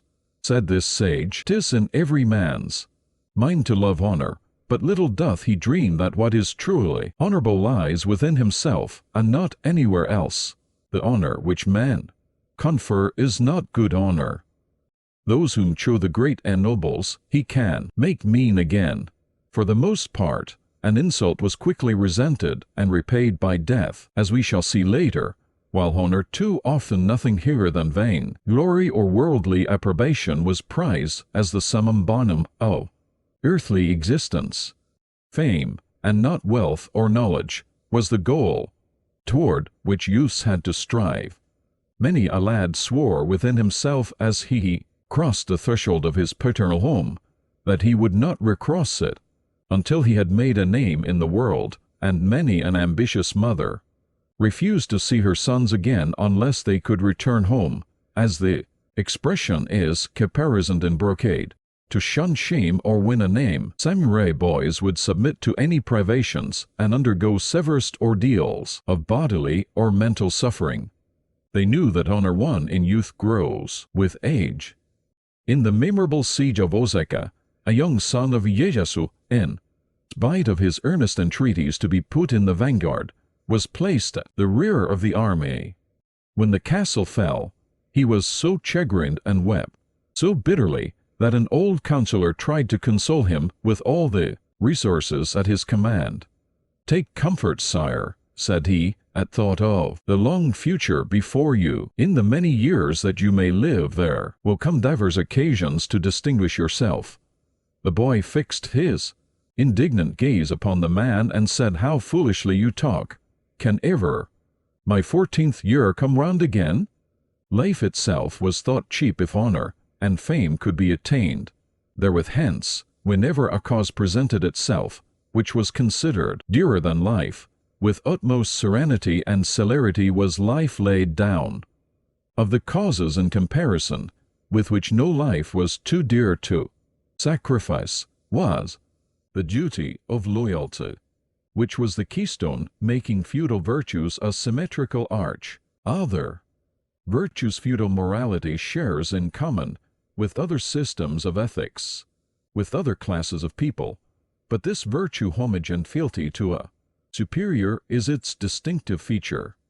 I am aware that personal fidelity is a moral adhesion existing among all sorts and conditions of men. Gang of pickpockets owe allegiance to a Fajan, but it is only in the code of chivalrous honor that loyalty assumes paramount importance. In spite of Hegel's criticism that the fidelity of feudal vassals, being an obligation to an individual and not to a commonwealth, is a bond established on totally unjust principles, a great compatriot of his made it his boast that personal loyalty was a German virtue. Bismarck had good reason to do so, not because the trio he boasts of was the monopoly of his fatherland or of any single nation or race, but because this favored fruit of chivalry lingers latest among the people, where feudalism has lasted longest, in America where everybody is as good as anybody else, and, as the Irishman added, better too. Such exalted ideas of loyalty as we feel for our sovereign may be deemed excellent within certain bounds, but preposterous as encouraged among us. Montesquieu complained long ago that right on one side of the Pyrenees was wrong on the other, and the recent Dreyfus trial proved the truth of his remark, save that the Pyrenees were not the sole boundary, beyond which French justice finds no accord. Similarly, loyalty as we conceive it may find few admirers elsewhere, not because our conception is wrong, but because it is, I am afraid, forgotten, and also because we carry it to a degree not reached in any other country. Griffiths was quite right in stating that whereas in China Confucian ethics made obedience to parents the primary human duty, in Japan precedence was given to loyalty. At the risk of shocking some of my good readers, will relate of one who could endure to follow a fallen lord, and who, thus, as Shakespeare assures, earned a place in the story. The story is of one of the purest characters in our history, Michizane, who, falling a victim to jealousy and calumny, is exiled from the capital. Not content with this, his unrelenting enemies are now bent upon the extinction of his family. Strict search for his son not yet grown reveals the fact of his being secreted in a village school kept by one Genzo, a former vassal of Michizane. When orders are dispatched to the schoolmaster to deliver the head of the juvenile offender on a certain day, his first idea is to find a suitable substitute for it.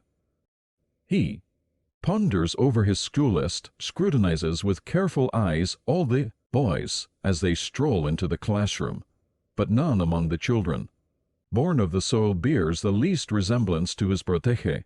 His despair, however, is but for a moment, for, behold, a new scholar is announced to come, a boy of the same age as his master's son, escorted by a mother of noble mien, no less conscious of the resemblance between infant lord and infant retainer, were the mother and the boy himself, and the privacy of home both had laid themselves upon the altar, the one his life, the other her heart, yet without sign to the outer world. Unwitting of what had passed between them, it is the teacher from whom comes the suggestion. Here, then, is the scapegoat. The rest of the narrative may be briefly told. On the day appointed, arrives the officer commissioned to identify and receive the head of the youth. Will he be deceived by the false head? The poor Genzo's hand is on the hilt of the sword, ready to strike a blow either at the man or at himself, should the examination defeat his scheme. The officer takes up the gruesome object before him, goes calmly over each feature, and in a deliberate, businesslike tone, pronounces it genuine. That evening in a lonely home awaits the mother we saw in the school. Does she know the fate of her child? It is not for his return that she watches with eagerness for the opening of the wicket. Her father-in-law has been for a long time a recipient of Michizane's bounties, but since his banishment circumstances have forced her husband to follow the service of the enemy of his family's benefactor. He himself could not be untrue to his own cruel master, but his son could serve the cause of the grandsire's lord. As one acquainted with the exile's family, it was he who had been entrusted with the task of identifying the boy's head. Now the day's the life's hard work is done. He returns home, and as he crosses its threshold, he accosts his wife, saying, "Rejoice, my wife, our darling son has proved of service to his lord." What an atrocious story! I hear my readers exclaim, parents deliberately sacrificing their own innocent child to save the life of another man's. But this child was a conscious and willing victim. It is a story of vicarious death as significant as, and not more revolting than, the story of Abraham's intended sacrifice of Isaac.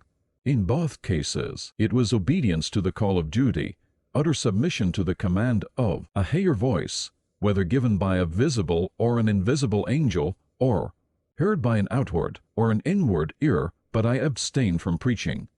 The individualism of the West, which recognizes separate interests for father and son, husband and wife, necessarily brings into strong relief the duties owed by one to the other, but Bushido held that the interests of the family and of the members thereof is intact, one and inseparable.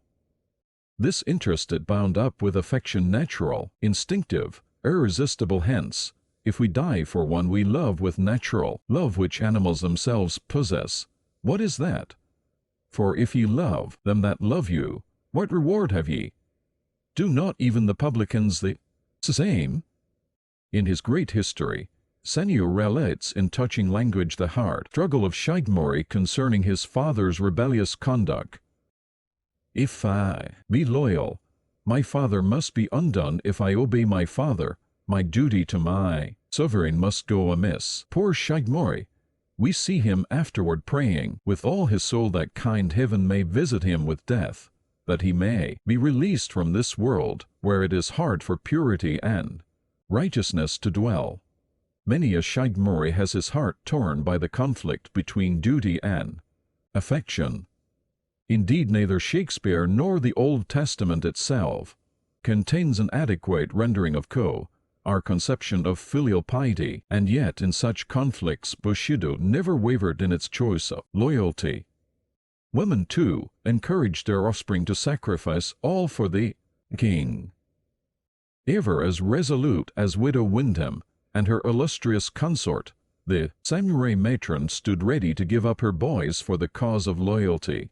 Since Bushido, like Aristotle and some modern sociologists, conceived the state as antedating the individual, the latter being born into the former as part and parcel thereof, he must live and die for it or for the incumbent of its legitimate authority.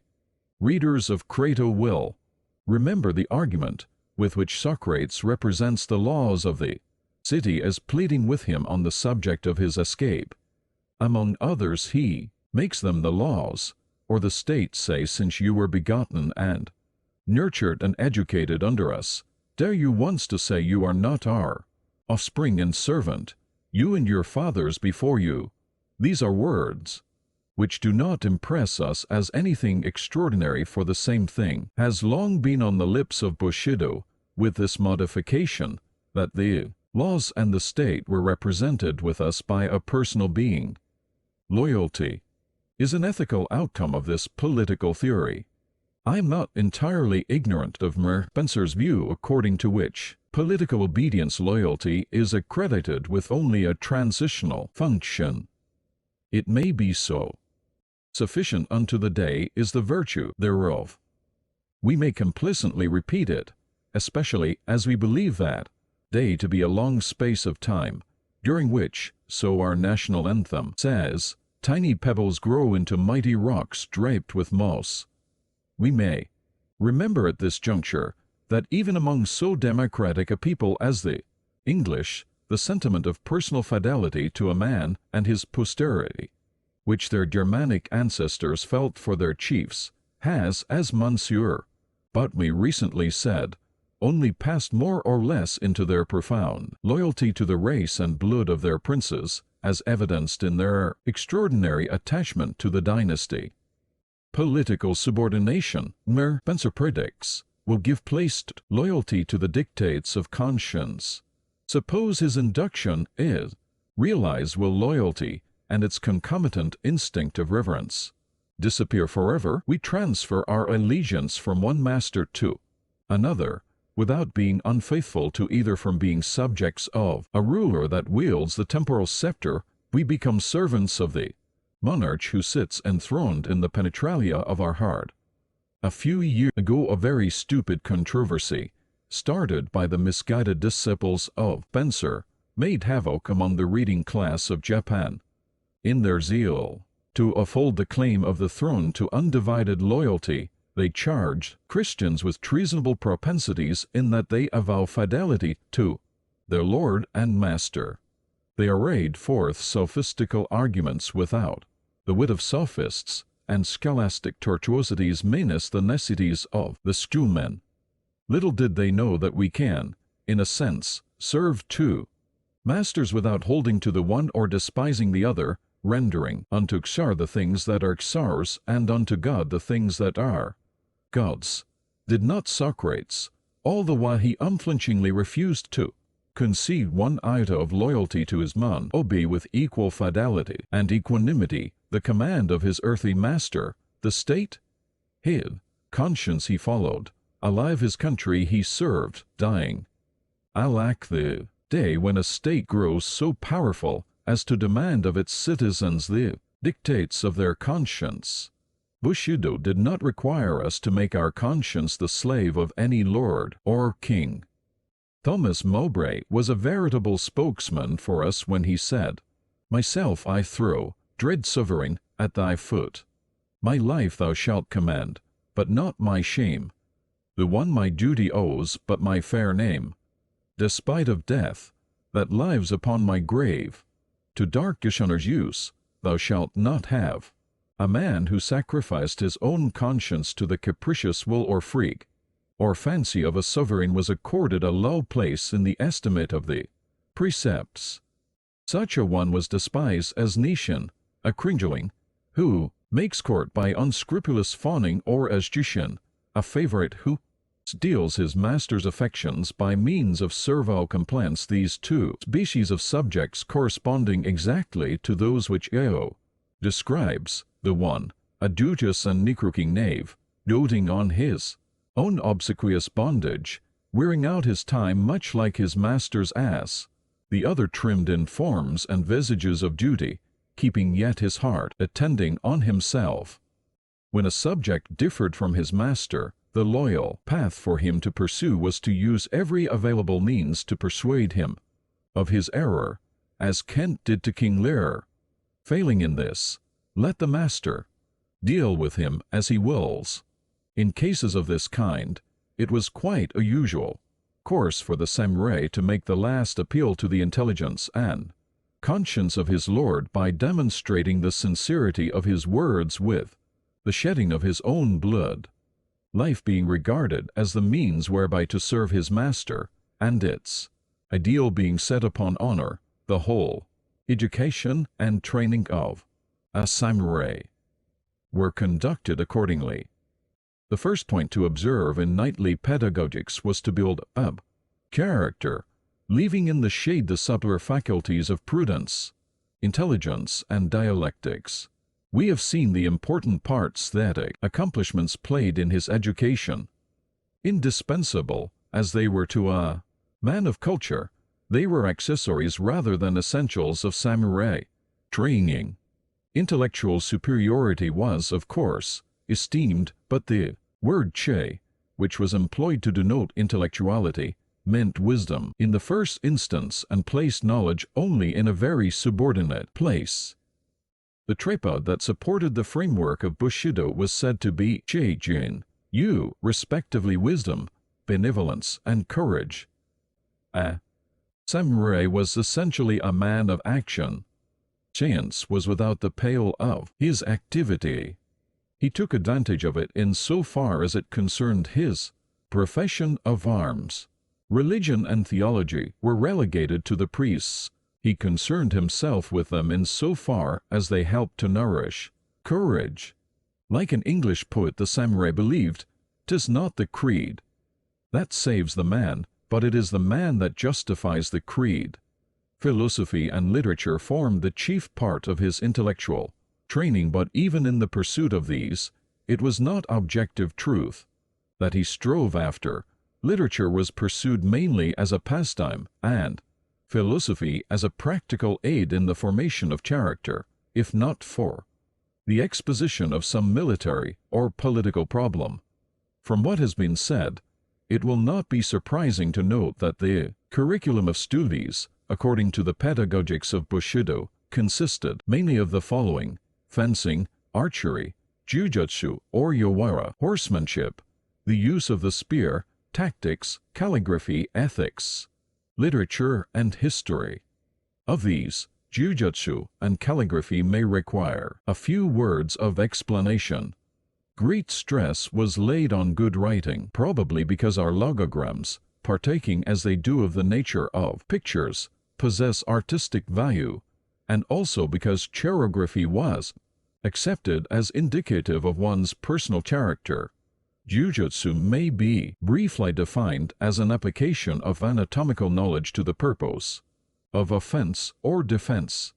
It differs from wrestling in that it does not depend upon muscular strength. It differs from other forms of attack in that it uses no weapon. Its feat consists in clutching or striking such part of the enemy's body as will make him numb and incapable of resistance. Its object is not to kill, but to incapacitate one for action for the time being. A subject of study which one would expect to find in military education and which is rather conspicuous by its absence in the Bushido course of instruction is mathematics.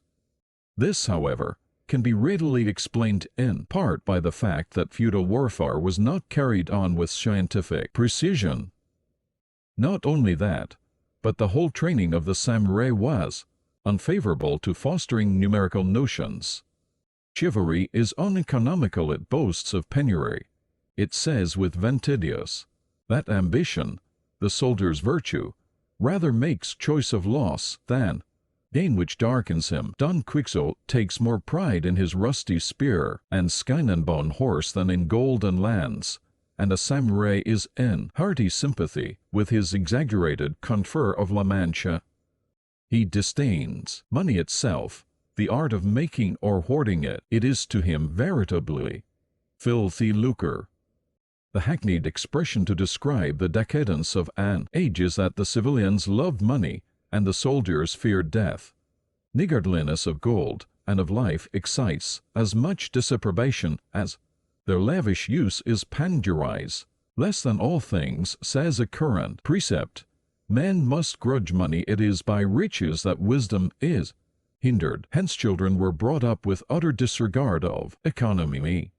It was considered bad taste to speak of it, and ignorance of the value of different coins was a token of good breeding. Knowledge of numbers was indispensable in the mustering of forces as well as in the distribution of benefices and fiefs, but the counting of money was left to meaner hands. In many feudatories, public finance was administered by a lower kind of samurai, or by priests. Every thinking Bushi knew well enough that money formed the sinews of war, but he did not think of raising the appreciation of money to a virtue. It is true that thrift was enjoined by Bushido, but not for economical reasons so much as for the exercise of abstinence. Luxury was thought the greatest menace to manhood, and severe simplicity was required of the warrior class, sumptuary laws being enforced in many of the clans.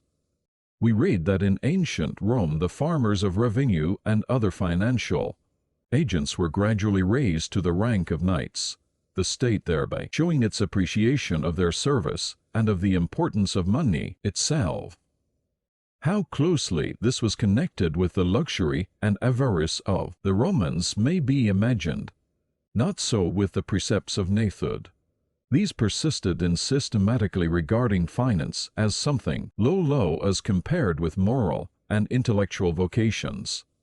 We read that in ancient Rome the farmers of revenue and other financial agents were gradually raised to the rank of knights, the state thereby showing its appreciation of their service and of the importance of money itself. How closely this was connected with the luxury and avarice of the Romans may be imagined. Not so with the precepts of Nithud. These persisted in systematically regarding finance as something low as compared with moral and intellectual vocations. Money and the love of it being thus diligently ignored, Bushido itself could long remain free from 1,001 evils of which money is the root. This is sufficient reason for the fact that our public men have long been free from corruption, but, alas, how fast plutocracy is making its way in our time and generation. The mental discipline, which would nowadays be chiefly aided by the study of mathematics, was supplied by literary exegesis and deontological discussions. Very few abstract subjects troubled the mind of the young, the chief aim of their education being, as I have said, decision of character. People whose minds were simply stored with information found no great admirers of the three services of studies that Bacon gives for delight, ornament, and ability.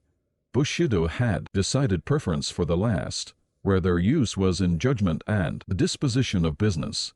Whether it was for the disposition of public business or for the exercise of self-control, it was with a practical end in view that education was conducted.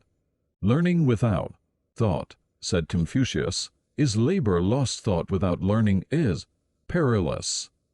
When character and not intelligence, when the soul and not the head is chosen by a teacher for the material to work upon and to develop, his vocation partakes of a sacred character. It is the parent who has born me, it is the teacher who makes me man. With this idea, therefore, the esteem in which one's preceptor was held was very high. A man, to evoke such confidence and respect from the young, must necessarily be endowed with superior personality without lacking erudition. He was a father to the fatherless and an adviser to the erring. Thy father and thy mother, so runs our maxim, are like heaven and earth, thy teacher and thy Lord are like the sun and moon. The present system of paying for every sort of service was not in vogue among the adherents of Bushido. It believed in a service which can be rendered only without money and without price.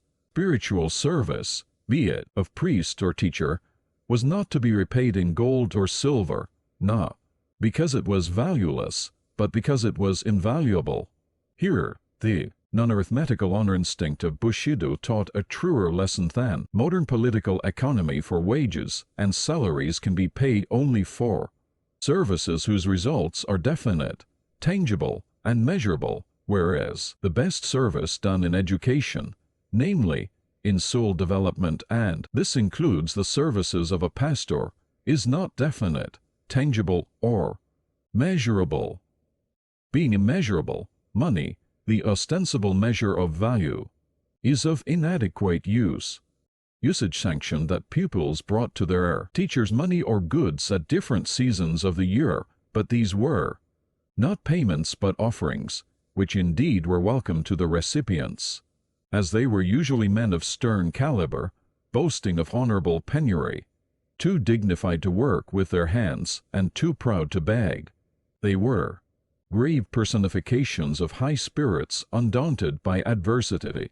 They were an embodiment of what was considered as an end of all learning, and were thus a living example of that discipline of disciplines, self-control, which was universally required of samurai. Discipline of fortitude on the one hand, inculcating endurance without a groan, and the teaching of politeness on the other, requiring us not to mar the pleasure or serenity of another by manifestations of our own sorrow or pain, combined to engender a stoical turn of mind, and eventually to confirm it into a national trait of apparent stoicism.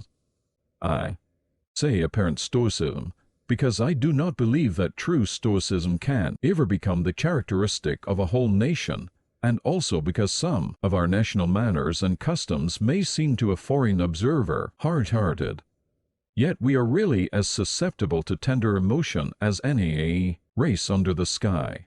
I am inclined to think that in one sense we have to feel more than others, yes, doubly more, since the varied attempt to restrain natural promptings entails suffering. Imagine boys and girls too brought up not to resort to the shedding of a tear or the uttering of a groan for the relief of their feelings, and there is a physiological problem whether such effort steels their nerves or makes them more sensitive. It was considered unmanly for a samurai to betray his emotions on his face. "He shows no sign of joy or anger," was a phrase used in describing a strong character. The most natural affections were kept under control.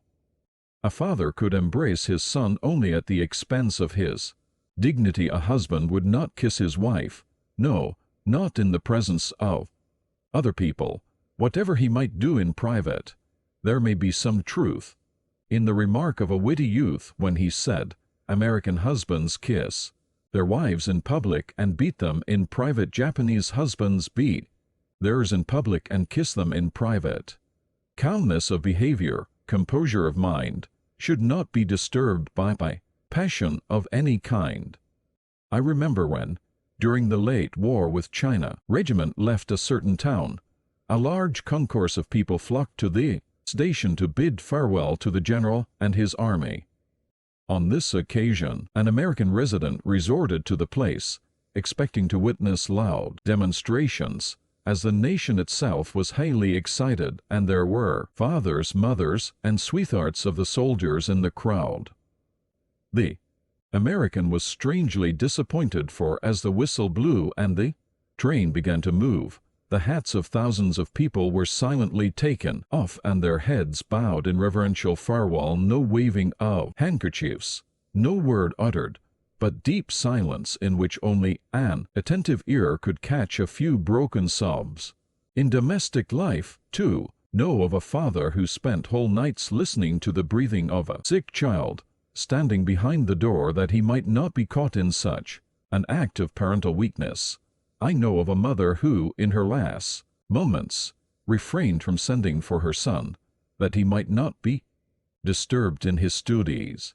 Our history and everyday life are replete with examples of heroic matrons who can well bear comparison with some of the most touching pages of Plutarch. Among our peasantry, and Anne Maclaren would be sure to find many a Margaret Howe. It is the same discipline of self-restraint which is accountable for the absence of more frequent revivals in the Christian churches of Japan. When a man or woman feels his or her soul stirred, the first instinct is to quietly suppress any indication of it.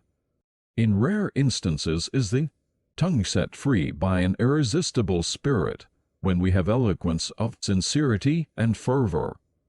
It is putting a premium upon a breach of the third commandment to encourage speaking lightly of spiritual experience. It is truly jarring to Japanese ears to hear the most sacred words, the most secret heart experiences, thrown out in promiscuous audiences. Thus, thou feel the soil of thy soul stirred with tender thoughts. It is time for seeds to sprout. Disturb it not with speech, but let it work alone. In quietness and secrecy, writes a young samurai in his diary, to give in so many articulate words one's inmost thoughts and feelings. Notably, the religious is taken among us as an unmistakable sign that they are neither very profound nor very sincere. Only a pomegranate is he, so runs a popular saying, who, when he gapes his mouth, displays the contents of his heart. It is not altogether perverseness of Oriental minds that the instant our emotions are moved we try to guard our lips in order to hide them. Speech is very often with us, as the Frenchman defined it, the art of concealing thought. Call upon a Japanese friend in time of deepest affliction, and he will invariably receive you laughing, with red eyes or moist cheeks. At first, you may think him hysterical. Press him for explanation, and you will get a few broken commonplaces. Human life has sorrow. They who meet must part. He that is born must die. It is foolish to count the years of a child that is gone, but a woman's heart will indulge in follies and the like. So the noble words of a noble Hohenzollern learned zu Leiden Onklagen had found many responsive minds among us, long before they were uttered. Indeed, the Japanese have recourse to risibility whenever the frailties of human nature are put to severest tests. I think we possess a better reason than Democritus himself for our Iberian tendency for laughter. With us oftenest veils an effort to regain balance of temper when disturbed by any untoward circumstance. It is a counterpoise of sorrow or rage. The suppression of feelings being thus steadily insisted upon, they find their safety valve in poetical aphorism. A poet of the 10th century writes, "In Japan and China as well, humanity, when moved by sorrow, tells its bitter grief in verse. A mother who tries to console her broken heart by fancying her departed child absent on his wonted chase after the dragonfly hums. How far today in chase, I wonder, has gone my hunter of the dragonfly?" I refrain from quoting other examples, for I know I could do only scant justice to the pearly gins of our literature, were I to render into a foreign tongue the thoughts which were wrung drop by drop from bleeding hearts and threaded into beads of rarest value. I hope I have in a measure shown that inner working of our minds, which often presents an appearance of callousness, or of an hysterical mixture of laughter and dejection, and whose sanity is sometimes called in question. It has also been suggested that our endurance of pain and indifference to death are due to less sensitive nerves. This is plausible as far as it goes. The next question is, why are our nerves less tightly strung? It may be our climate is not so stimulating as the American. It may be our monarchical form of government does not excite us as much as the Republic does the Frenchman. It may be that we do not read Sartre or Resartus as zealously as the Englishman. Personally, I believe it was our very excitability and sensitiveness which made it a necessity to recognize and enforce constant self-repression. But whatever may be the explanation, without taking into account long years of discipline in self-control, none can be correct. Discipline and self-control can easily go too far. It can well repress the genial current of the soul. It can force pliant natures into distortions and monstrosities. It can beget bigotry, breed hypocrisy, or habitate affections. Be a virtue never so noble, it has its counterpart and counterfeit. We must recognize in each virtue its own positive excellence and follow its positive ideal, and the ideal of self-restraint is to keep our mind level as our expression is, or to borrow a Greek term, attain the state of euthymia, which Democritus called the highest good. The aim of self-control is reached and best illustrated in the first of the two institutions which we shall now bring to view, namely, the institutions of suicide and redress, of which the former known as harakiri and the latter as katekyuchi many foreign writers have treated more or less fully. To begin with suicide, let me state that I confine my observations only to seppuku or kapuku, popularly known as harakiri, which means self-immolation by disembowelment, ripping the abdomen. How absurd, so cry those to whom the name is new. Absurdly odd as it may sound at first to foreign ears, it cannot be so very foreign to students of Shakespeare, who puts these words in Brutus' mouth: "Thy our spirit walks abroad and turns our swords into our proper entrails." Listen to a modern English poet, who in his Light of Asia speaks of a sword piercing the bowels of a queen. None blames him for bad English or breach of modesty. Or, to take still another example, look at Guercino's painting of Cato's death in the Palazzo Rossa in Genoa. Whoever has read the swan song which Addison makes Cato sing will not jeer at the sword half buried in his abdomen. In our minds this mode of death is associated with instances of noblest deeds and of most touching pathos, so that nothing repugnant, much less ludicrous, mars our conception of it. So wonderful is the transforming power of virtue, of greatness, of tenderness, that the vilest form of death assumes sublimity and becomes a symbol of new life, or else the sign which Constantine beheld would not conquer the world. Not for extraneous associations only does seppuku lose in our mind any taint of absurdity, for the choice of this particular part of the body to operate upon was based on an old anatomical belief as to the seat of the soul and of the affections. When Moses wrote of Joseph's bowels yearning upon his brother, or David prayed the Lord not to forget his bowels, or when Isaiah, Jeremiah, and other inspired men of old spoke of the sounding or the troubling of bowels, they all and each endorse belief prevalent among the Japanese that in the abdomen was enshrined the soul. The Semites habitually spoke of the liver and kidneys and surrounding fat as the seat of emotion and of life. The term hara was more comprehensive than the Greek phrein or thumos, and the Japanese and Hellenes alike thought the spirit of man to dwell somewhere in that region. Such a notion is by no means confined to the peoples of antiquity. The French, in spite of the theory propounded by one of their most distinguished philosophers, discards that the soul is located in the pineal gland, still insist in using the term venger in a sense which, if anatomically too vague, is nevertheless physiologically significant. Similarly, entrails stands in their language for affection and compassion. Nor is such belief mere superstition, being more scientific than the general idea of making the heart the center of the feelings.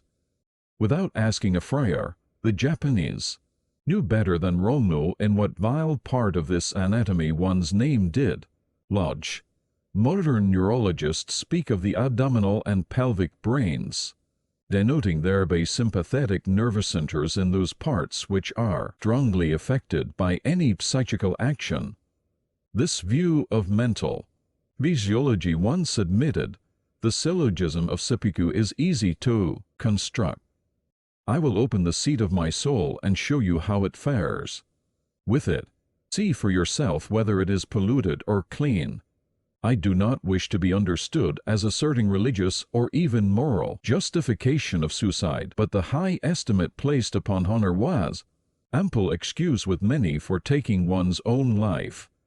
How many acquiesced in the sentiment expressed by Garth? When honor's loss is a relief to death's but a sure retreat from infamy, and have smilingly surrendered their souls to oblivion.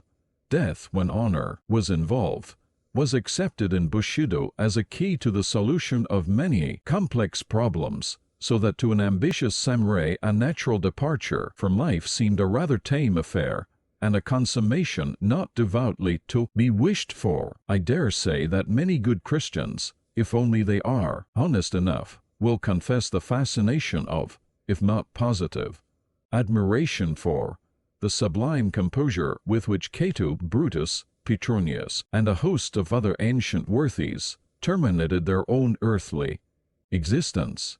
Is it too bold to hint that the death of the first of the philosophers was partly suicidal, when we are told so minutely by his pupils how their master willingly submitted to the mandate of the state, which he knew was morally mistaken in spite of the possibilities of escape, and how he took up the cup of hemlock in his own hand, even offering libation from its deadly contents? Do we not discern in his whole proceeding and demeanor an act of self-immolation? No physical compulsion here, as in ordinary cases of execution. True, the verdict of the judges was compulsory. It said, "Thou shalt die, and that by thy own hand." If suicide meant no more than dying by one's own hand, Socrates was a clear case of suicide, but nobody would charge him with the crime. Plato, who was averse to it, would not call his master a suicide. Now my readers will understand that seppuku was not a mere suicidal process. It was an institution, legal and ceremonial, an invention of the Middle Ages.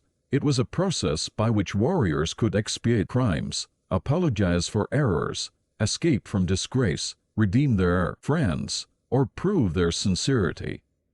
When enforced as a legal punishment, it was practiced with due ceremony. It was a refinement of self-destruction, and none could perform it without the utmost coolness of temper and composure of demeanor, and for these reasons it was particularly befitting the profession of Bushi. Antiquarian curiosity, if nothing else, would tempt me to give here a description of this obsolete ceremonial, but seeing that such a description was made by a far abler writer, whose book is not much read nowadays. I am tempted to make a somewhat lengthy quotation. Mitford, in his Tales of Old Japan, after giving a translation of a treatise on seppuku from a rare Japanese manuscript, goes on to describe an instance of such an execution of which he was an eyewitness. We 7 foreign representatives were invited to follow the Japanese witness into the Hondu or main hall of the temple, where the ceremony was to be performed. It was an imposing scene, a large hall with a high roof supported by dark pillars of wood. From the ceiling hung a profusion of those huge gilt lamps and ornaments peculiar to Buddhist temples. In front of the high altar, where the floor, covered with beautiful white mats, is raised some 3 or 4 inches from the ground, was laid a rug of scarlet felt. Tall candles placed at regular intervals gave out a dim, mysterious light, just sufficient to let all the proceedings be seen. The 7 Japanese took their places on the left of the raised floor, the 7 foreigners on the right. No other person was present. After the interval of a few minutes of anxious suspense, Take Zenzaburo, a stalwart man 32 years of age, with a noble air, walked into the hall attired in his dress of ceremony, with the peculiar hempencloth wings which are worn on great occasions. He was accompanied by a keishaku and 3 officers, who wore the jimberi or war surcoat with gold tissue facings. The word keishaku, it should be observed, is one to which our word executioner is no equivalent term. The office is that of a gentleman. In many cases it is performed by a kinsman or friend of the condemned, and the relation between them is rather that of principal and second than that of victim and executioner. In this instance the keishaku was a pupil of Teiki Zenzaburo, and was selected by friends of the latter from among their own number for his skill in swordsmanship. With the keishaku on his left hand, Teiki Zenzaburo advanced slowly towards the Japanese witnesses, and the 2 bowed before them. Then, drawing near to the foreigners, they saluted us in the same way, perhaps even with more deference. In each case the salutation was ceremoniously returned. Slowly and with great dignity the condemned man mounted on to the raised floor, prostrated himself before the high altar twice, and seated himself on the felt carpet with his back to the high altar, the keishaku crouching on his left-hand side. One of the 3 attendant officers then came forward, bearing a stand of the kind used in the temple for offerings, on which, wrapped in paper, lay the wakizashi, the short sword or dirk of the Japanese, 9 inches and half in length, with a point and an edge as sharp as a razor's. This he handed, prostrating himself, to the condemned man, who received it reverently, raising it to his head with both hands, and placed it in front of himself. After another profound obeisance, Teiki Zenzaburo, in a voice which betrayed just so much emotion and hesitation as might be expected from a man who is making a painful confession, but with no sign of either in his face or manner, spoke as follows: I, and I alone, unwarrantably gave the order to fire on the foreigners at Kobe, and again as they tried to escape. For this crime I disembowel myself, and I beg you who are present to do me the honor of witnessing the act. Bowing once more, the speaker allowed his upper garments to slip down to his girdle, and remained naked to the waist. Carefully, according to custom, he tucked his sleeves under his knees to prevent himself from falling backward, for a noble Japanese gentleman should die falling forwards. Deliberately, with a steady hand, he took the dirk that lay before him. He looked at it wistfully, almost affectionately. For a moment he seemed to collect his thoughts for the last time, and then, stabbing himself deeply below the waist in the left-hand side, he drew the dirk slowly across to his right side, and turning it in the wound, gave a slight cut upwards. During this sickeningly painful operation he never moved a muscle of his face. When he drew out the dirk, He leaned forward and stretched out his neck. An expression of pain for the first time crossed his face, but he uttered no sound. At that moment the Keishaku, who, still crouching by his side, had been keenly watching his every movement, sprang to his feet, poised his sword for a second. In the air there was a flash, a heavy, ugly thud, a crashing fall. With one blow the head had been severed from the body. A dead silence followed, broken only by the hideous noise of the blood throbbing out of the inert head before us, which but a moment before had been a brave and chivalrous man. It was horrible. The Keishaku made a low bow, wiped his sword with a piece of paper, which he had ready for the purpose, and retired from the raised floor, and the stained dirk was solemnly borne away, a bloody proof of the execution. The two representatives of the Mikado then left their places, and, crossing over to where the foreign witnesses sat, called to us to witness that the sentence of death upon Taiki Zenzaburo had been faithfully carried out. The ceremony being at an end, we left the temple. I might multiply any number of descriptions of seppuku from literature or from the relation of eyewitnesses, but one more instance will suffice. Two brothers, Sekan and Neki, respectively 24 and 17 years of age, made an effort to kill Ieyasu in order to avenge their father's wrongs, but before they could enter the camp they were made prisoners. The old general admired the pluck of the youths who dared an attempt on his life, and ordered that they should be allowed to die an honorable death. Their little brother Hachimaru, a mere infant of 8 summers, was condemned to a similar fate, as the sentence was pronounced on all the male members of the family, and the three were taken to a monastery where it was to be executed. A physician who was present on the occasion has left us a diary from which the following scene is translated. When they were all seated in a row for final dispatch, Second turned to the youngest and said, "Go thou first, for I wish to be sure that thou dost it aright." Upon the little one's replying that, as he had never seen seppuku performed, he would like to see his brothers do it and then he could follow them, the older brothers smiled between their tears. "Well said, little fellow. So canst thou well boast of being our father's child." When they had placed him between them, Sekon thrust the dagger into the left side of his own abdomen and asked, "Look, brother, dost understand now? Only don't push the dagger too far, lest thou fall back. Lean forward, rather, and keep thy knees well composed." Neki did likewise, and said to the boy, "Keep thy eyes open, or else thou mayst look like a dying woman. If thy dagger feels anything within and thy strength fails, take courage and double thy effort to cut across." The child looked from one to the other, and when both had expired, he calmly half denuded himself and followed the example set him on either hand. Glorification of seppuku offered, naturally enough, no small temptation to its unwarranted committal, for causes entirely incompatible with reason, or for reasons entirely undeserving of death. Hot-headed youths rushed into it as insects fly into fire mixed, and dubious motives drove more samurai to this deed than nuns into convent gates. Life was cheap as reckoned by the popular standard of honor.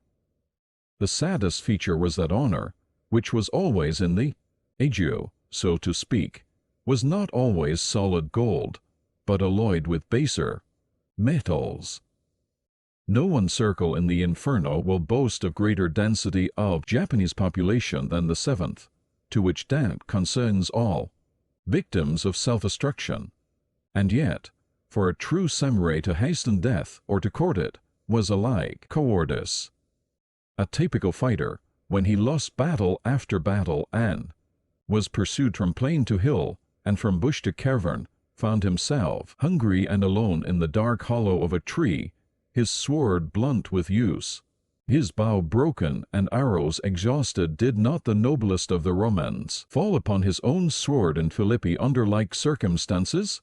Deemed it cowardly to die, but with a fortitude approaching the Christian martyrs, cheered himself with an impromptu verse. Come, evermore come, ye dread sorrows and pains, and heap on my burdened back, that I not one test may lack, of what strength in me remains. This, then, was the Bushido teaching: bear and face all calamities and adversities with patience and a purer conscience, for as Mencius taught, when heaven is about to confer a great office on anyone, it first exercises his mind with suffering, and his sinews and bones with toil. It exposes his body to hunger and subjects him to extreme poverty, and it confounds his undertakings. In all these ways it stimulates his mind, hardens his nature, and supplies his incompetencies.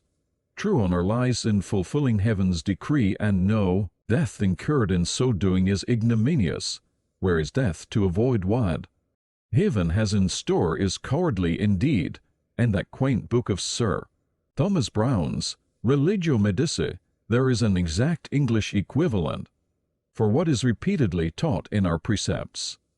Let me quote it. It is a brave act of valor to contemn death, but where life is more terrible than death, it is then the truest valor to dare to live.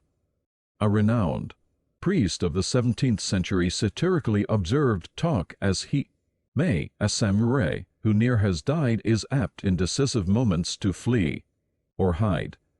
Again, him who once has died in the bottom of his breast no spears of Sanada, nor all the arrows of Tamitomo can pierce.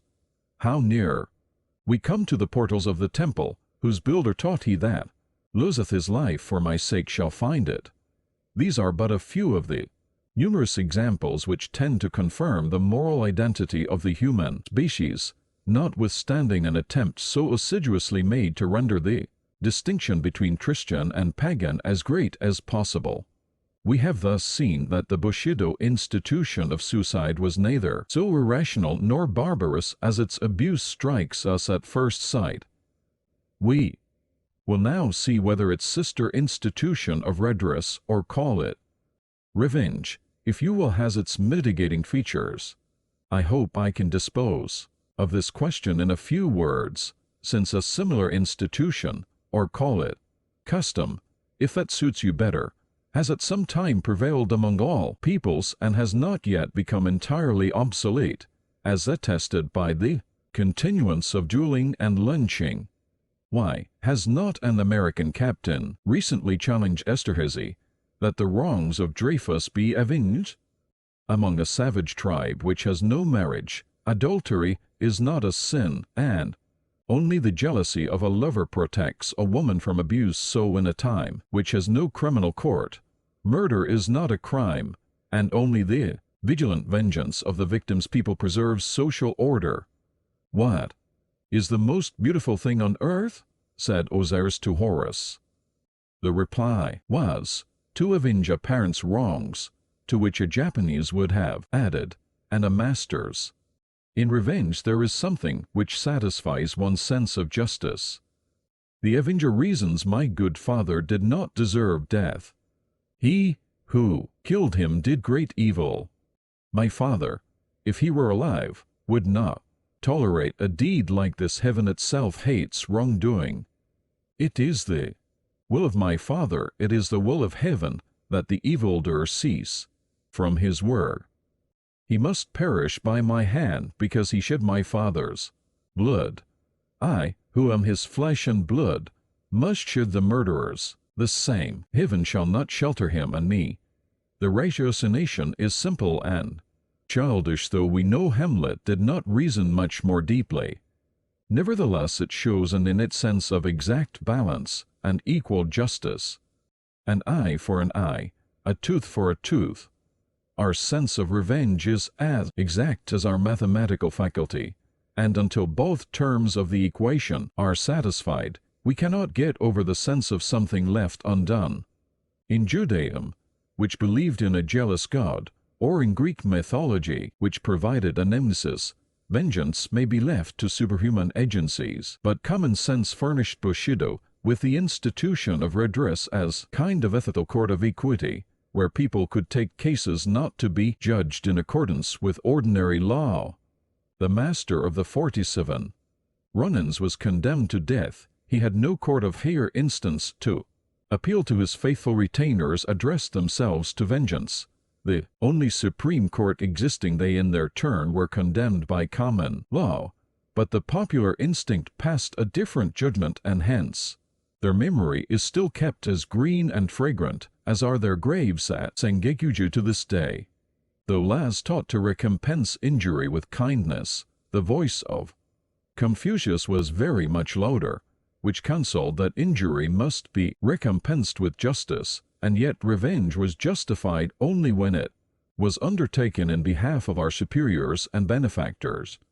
One's own wrongs, including injuries done to wife and children, were to be borne and forgiven. A samurai could therefore fully sympathize with Hannibal's oath to avenge his country's wrongs, but he scorns James Hamilton for wearing in his girdle a handful of earth from his wife's grave as an eternal incentive to avenge her wrongs on the Regent Murray. Both of these institutions of suicide and redress lost their reason at the promulgation of the criminal code.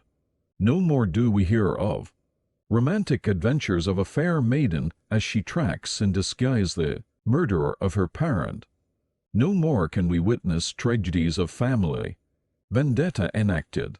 The knight-errantry of Miyamoto Musashi is now a tale of the past. The well-ordered police spays out the criminal for the injured party, and the law metes out justice. The whole state and society will see that wrong is righted, the sense of justice satisfied. There is no need of katekyochi. If this had meant that hunger of the heart, which feeds upon the hope of glutting that hunger with the lifeblood of the victim, as a New England divine has described it, a few paragraphs in the criminal code would not so entirely have made an end of it. As to seppuku, though it too has no existence de jure, we still hear of it from time to time, and shall continue to hear, I am afraid, long as the past is remembered. Many painless and time-saving methods of self-immolation will come in vogue, as its votaries are increasing with fearful rapidity throughout the world, but Professor Morselli will have to concede to seppuku an aristocratic position among them.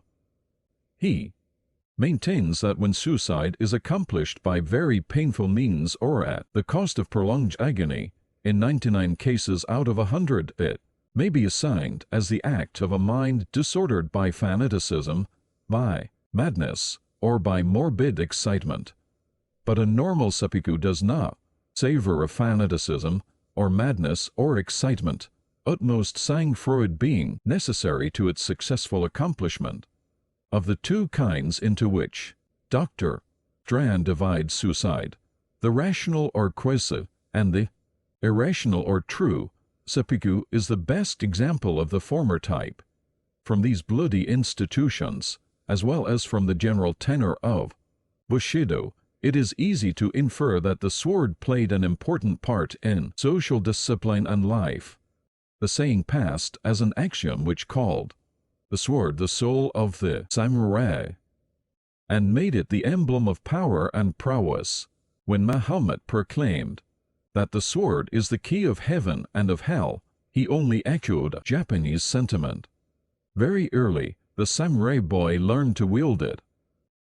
It was a momentous occasion for him, when at the age of 5 he was apparelled in the paraphernalia of samurai costume, placed upon a go board and initiated into the rites of the military profession by having thrust into his girdle a real sword, instead of the toy dur with which he had been playing.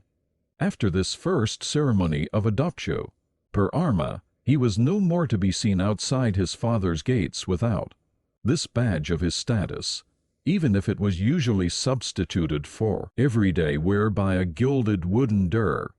Not many years pass before he wears constantly the genuine steel, though blunt, and then the sham arms are thrown aside, and with enjoyment keener than his newly acquired blades, he marches out to try their edge on wood and stone. When he reaches man's estate at the age of 15, being given independence, action, He can now pride himself upon the possession of arms sharp enough for any word. The very possession of the dangerous instrument imparts to him a feeling and an air of self-respect and responsibility. He beareth not his sword in vain. What he carries in his belt is a symbol of what he carries in his mind and heart, loyalty and honor. The two swords, the longer and the shorter, called respectively Daito and Shoto or katana and wakizashi, never leave his side. When at home, they grace the most conspicuous place in study or parlor. By night they guard his pillow, within easy reach of his hand. Constant companions, they are beloved, and proper names of endearment given them. Being venerated, they are well-nigh worshipped. The father of history has recorded as a curious piece of information that the Saiyans sacrifice to an iron scimitar. Many a temple and many a family in Japan hoards a sword as an object of adoration. Even the commonest dirk has due respect paid to it. Any insult to it is tantamount to personal affront. Woe to him who carelessly steps over a weapon lying on the floor. So precious an object cannot long escape the notice and the skill of artists, nor the vanity of its owner, especially in times of peace, when it is worn with no more use than a crosier by a bishop or a scepter by a king.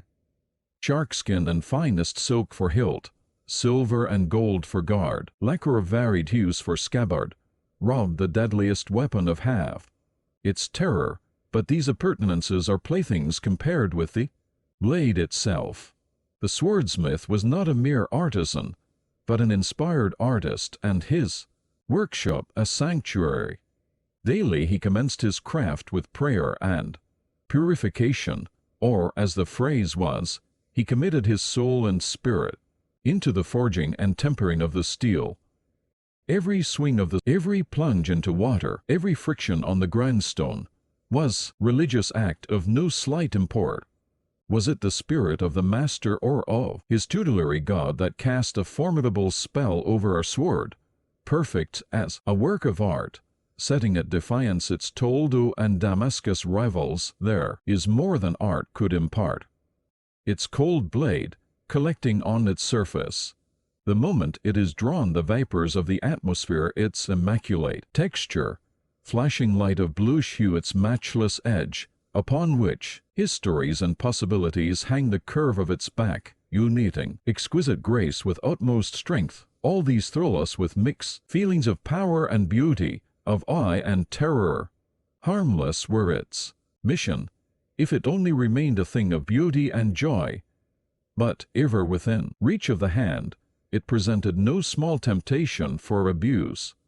Too often did the blade flash forth from its peaceful sheath. The abuse sometimes went so far as to try the acquired steel on some harmless creature's neck. The question that concerns us most is, however, did Bushido justify the promiscuous use of the weapon? The answer is unequivocally no. It laid great stress on its proper use. So did it denounce and abhor its misuse.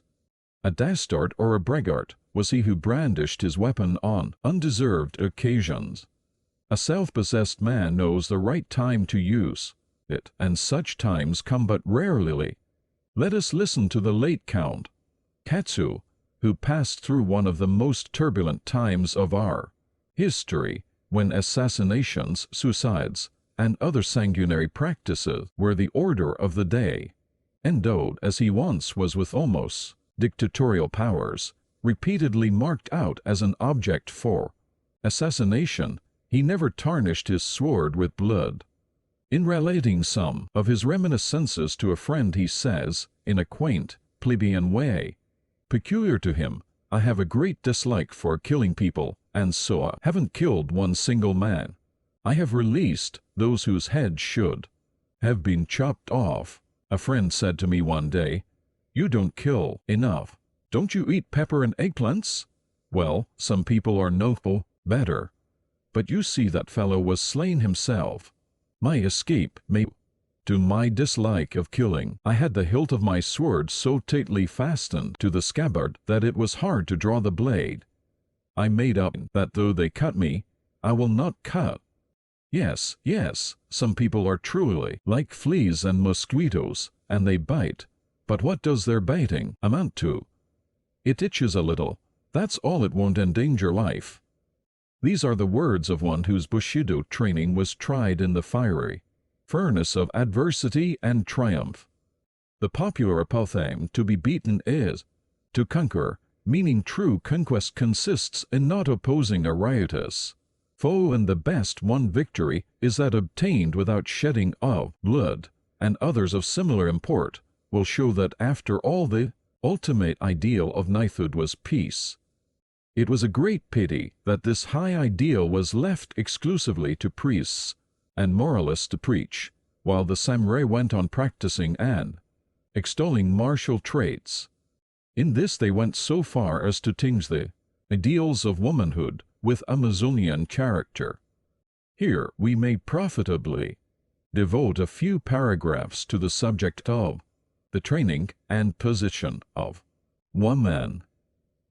The female half of our species has sometimes been called the paragon of paradoxes, because the intuitive working of its mind is beyond the comprehension of men's arithmetical understanding. The Chinese ideogram denoting the mysterious, the unknowable, consists of two parts, one meaning young and the other woman, because the physical charms and delicate thoughts of the fair sex are above the coarse mental caliber of our sex to explain. In the Bushido ideal of woman, however, there is little mystery and only a seeming paradox. I have said that it was Amazonian, but that is only half the truth. Ideographically, the Chinese represent wife by a woman holding a broom, certainly not to brandish it offensively or defensively against her conjugal ally, neither for witchcraft, but for the more harmless uses for which the besom was first invented, the idea involved being thus not less homely than the etymological derivation of the English wife, weaver, and daughter duetor, milkmaid, without confining the sphere of woman's activity to Kirche, kinder, as the present German Kaiser is said to do. The Bushido ideal of womanhood was preeminently domestic. These seeming contradictions, domesticity and Amazonian traits, are not inconsistent with the precepts of knighthood, as we shall see. Bushido being a teaching primarily intended for the masculine sex, the virtues it prized in woman were naturally far from being distinctly feminine. Winckelmann remarks that the supreme beauty of Greek art is rather male than female, and Lecky adds that it was true in the moral conception of the Greeks as in their art. Bushido similarly praised those women most who emancipated themselves from the frailty of their sex and displayed an heroic fortitude worthy of the strongest and the bravest of men. Young girls, therefore, were trained to repress their feelings, to indurate their nerves, to manipulate weapons, especially the long-handled sword called negineta, so as to be able to hold their own against unexpected odds. Yet the primary motive for exercises of this martial character was not for use in the field. It was twofold, personal and domestic. Woman, owning no suzerain of her own, formed her own bodyguard. With her weapon she guarded her personal sanctity with as much zeal as her husband did his master's. The domestic utility of her warlike training was in the education of her sons, as we shall see later. Fencing and similar exercise, if rarely of practical use, were a wholesome counterbalance to the otherwise sedentary habits of woman. But these exercises were not followed only for hygienic purposes. They could be turned into use in times of need. Girls, when they reached womanhood, were presented with dirks, kaken, pocket poniards, which might be directed to the bosom of their assailants, or, if advisable, to their own. The latter was very often the case, and yet I will not judge them severely. Even the Christian conscience, with its horror of self-immolation, will not be harsh with them. seeing Pelagia and Domina, two suicides, were canonized for their purity and piety. When Japanese Virginia saw her chastity menaced, she did not wait for her father's dagger. Her own weapon lay always in her bosom. It was a disgrace to her not to know the proper way in which she had to perpetrate self-destruction. For example, little as she was taught in anatomy, she must know the exact spot to cut in her throat. She must know how to tie her lower limbs together with a belt so that, whatever the agonies of death might be, her corpse be found in utmost modesty, with the limbs properly composed. Is not a caution like this worthy of the Christian Perpetua or the Vestal Cornelia? I would not put such an abrupt interrogation, were it not for a misconception, based on our bathing customs and other trifles, that chastity is unknown among us. On the contrary, chastity was a preeminent virtue of the samurai woman, held above life itself. A young woman, taken prisoner, seeing herself in danger of violence at the hands of the rough soldiery, says she will obey their pleasure, provided she be first allowed to write a line to her sisters, whom war has dispersed in every direction. When the epistle is finished, off she runs to the nearest well and saves her honor by drowning. The letter she leaves behind ends with these verses: "For fear lest clouds may dim her light, should she but graze this nether sphere, the young moon poised above the height doth hastily betake to flight." It would be unfair to give my readers an idea that masculinity alone was our highest ideal for woman. Far from it. Accomplishments and the gentler graces of life were required of them. Music, dancing, and literature were not neglected. Some of the finest verses in our literature were expressions of feminine sentiments. In fact, women played an important role in the history of Japanese belles lettres. Dancing was taught, I am speaking of samurai girls and not of geisha, only to smooth the angularity of their movements. Music was to regale the weary hours of their fathers and husbands, hence it was not for the technique, the art as such, that music was learned, for the ultimate object was purification of heart, since it was said that no harmony of sound is attainable without the player's heart being in harmony with herself. Here again we see the same idea prevailing which we notice in the training of youths, that accomplishments were ever kept subservient to moral worth. Just enough of music and dancing to add grace and brightness to life, but never to foster vanity and extravagance. I sympathize with the Persian prince, who, when taken into a ballroom in London and asked to take part in the merriment, bluntly remarked that in his country they provided a particular set of girls to do that kind of business for them. The accomplishments of our women were not acquired for show or social ascendancy. They were a home diversion, and if they shone in social parties, it was as the attributes of a hostess, in other words, as part of the household contrivance for hospitality. Domesticity guided their education.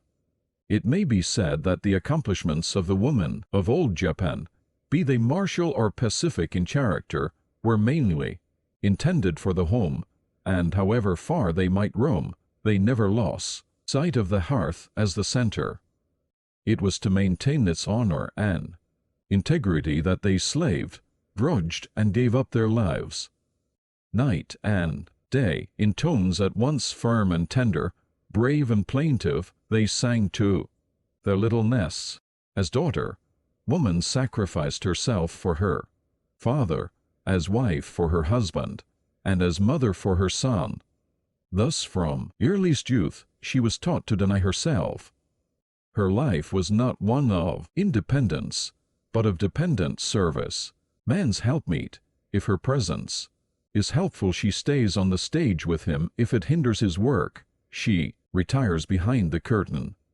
Not infrequently does it happen that a youth becomes enamored of a maiden who returns his love with equal ardor, but when she realizes his interest in her makes him forgetful of his duties, disfigures her person, that her attractions may cease. Azuma, the ideal wife in the minds of samurai girls, finds herself loved by a man who, in order to win her affection, conspires against her husband. Upon pretense of joining in the guilty plot, she manages in the dark to take her husband's place, and the sword of the lover assassin descends upon her own devoted head. The following epistle, written by the wife of a young daimyo before taking her own life, needs no comment. Oft have I heard that no accident or chance ever mars the march of events here below, and that all moves in accordance with a plan. To take shelter under a common bough or a drink of the same river is alike ordained from ages prior to our birth, since we were joined in ties of eternal wedlock. Now 2 short years ago, my heart hath followed thee, even as its shadow followeth an object, inseparably bound heart to heart, loving and being loved. Learning but recently, however, that the coming battle is to be the last of thy labor and life, take the farewell greeting of thy loving partner. I have heard that Ku, the mighty warrior of ancient China, lost a battle, loth to part with his favorite Ku. Yoshinaka, too brave as he was, brought disaster to his cause, too weak to bid prompt farewell to his wife. Why should I, to whom earth no longer offers hope or joy, why should I detain thee or thy thoughts by living? Why should I not, rather, await thee on the road, which all mortal kind must sometime tread? Never, prithee, never forget the many benefits which our good Master Hideyori hath heaped upon thee. The gratitude we owe him is as deep as the sea and as high as the hills. Woman's surrender of herself to the good of her husband, home and family, was as willing and honorable as the man's self-surrender to the good of his lord and country. Self-renunciation, without which no life enigma can be solved, was the keynote of the loyalty of man as well as of the domesticity of woman. She was no more the slave of man than was her husband of his legal lord, and the part she played was recognized as Najo, the inner help. In the ascending scale of service stood woman, who annihilated herself for man, that he might annihilate himself for the master, that he in turn might obey heaven. I know the weakness of this teaching, and that the superiority of Christianity is nowhere more manifest than here, in that it requires of each and every living soul direct responsibility to its Creator. Nevertheless, as far as the doctrine of service, the serving of a cause, higher than one's own self, even at the sacrifice of one's individuality, I say the doctrine of service, which is the greatest that Christ preached and is the sacred keynote of his mission, as far as that is concerned, Bushido is based on eternal truth. My readers will not accuse me of undue prejudice in favor of slavish surrender of volition. I accept in a large measure the view advanced with breadth of learning and defended with profundity of thought by Hegel, that history is the unfolding and realization of freedom. The point I wish to make is that the whole teaching of Bushido was so thoroughly imbued with the spirit of self-sacrifice that it was required not only of woman but of man. Hence, until the influence of its precepts is entirely done away with, our society will not realize the view rashly expressed by an American exponent of woman's rights, who exclaimed, "May all the daughters of Japan rise in revolt against ancient customs. Can such a revolt succeed? Will it improve the female status? Will the rights they gain by such a summary process repay the loss of that sweetness of disposition, that gentleness of manner, which are their present heritage? Was not the loss of domesticity on the part of Roman matrons followed by moral corruption too gross to mention? Can the American reformer assure us that a revolt of our daughters is the true course for their historical development to take? These are grave questions. Changes must and will come without revolts. In the meantime, let us see whether the status of the fair sex under the Bushido regimen was really so bad as to justify a revolt. We hear much of the outward respect European knights paid to God and the ladies, the incongruity of the two terms making Gibbon blush. We are also told by Hallam that the morality of chivalry was coarse, that gallantry implied illicit love. The effect of chivalry on the weaker vessel was food for reflection on the part of philosophers, Guizot, contending that feudalism and chivalry wrought wholesome influences, while Spencer tells us that in a militant society, and what is feudal society if not militant, the position of woman is necessarily low, improving only as society becomes more industrial.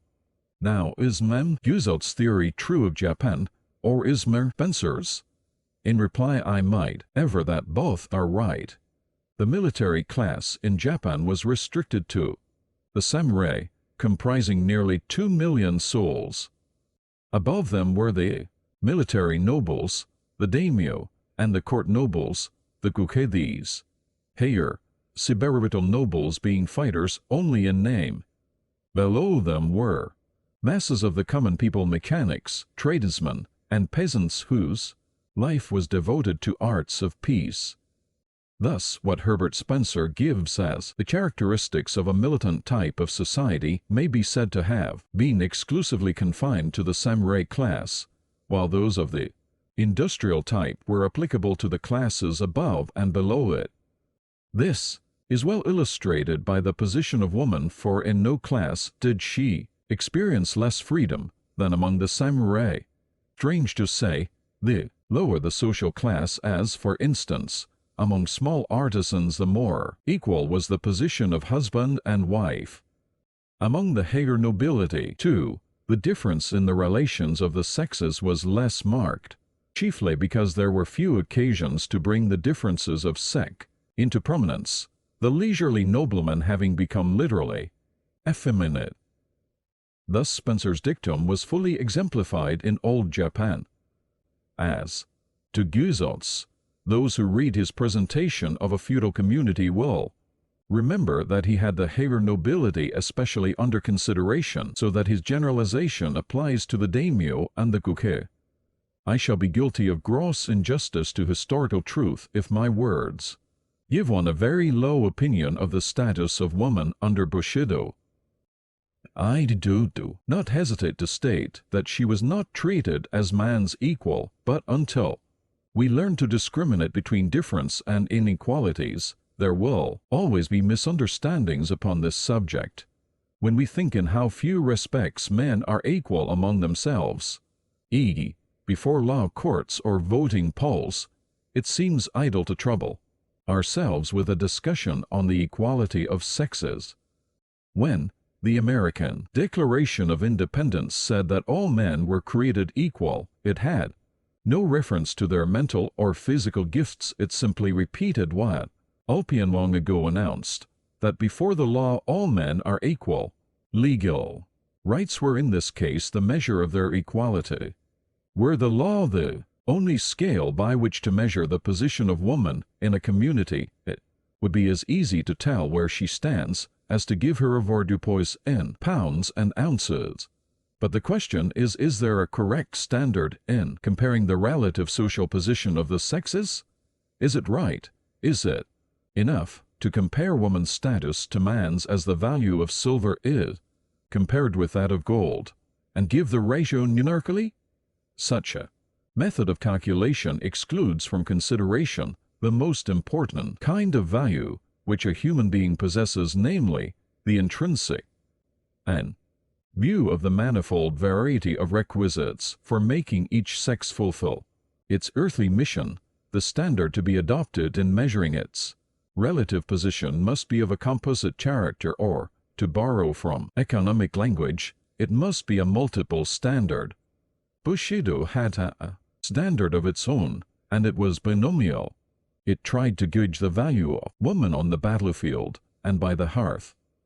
There she counted for very little, here for all. The treatment accorded her corresponded to this double measurement as a socio-political unit, not much while as wife and mother she received highest respect and deepest affection. Why, among so military a nation as the Romans, were their matrons so highly venerated? Was it not because they were matrona mothers? Not as fighters or lawgivers, but as their mothers did men bow before them. So, with us, while fathers and husbands were absent in field or camp, the government of the household was left entirely in the hands of mothers and wives. The education of the young, even their defense, was entrusted to them.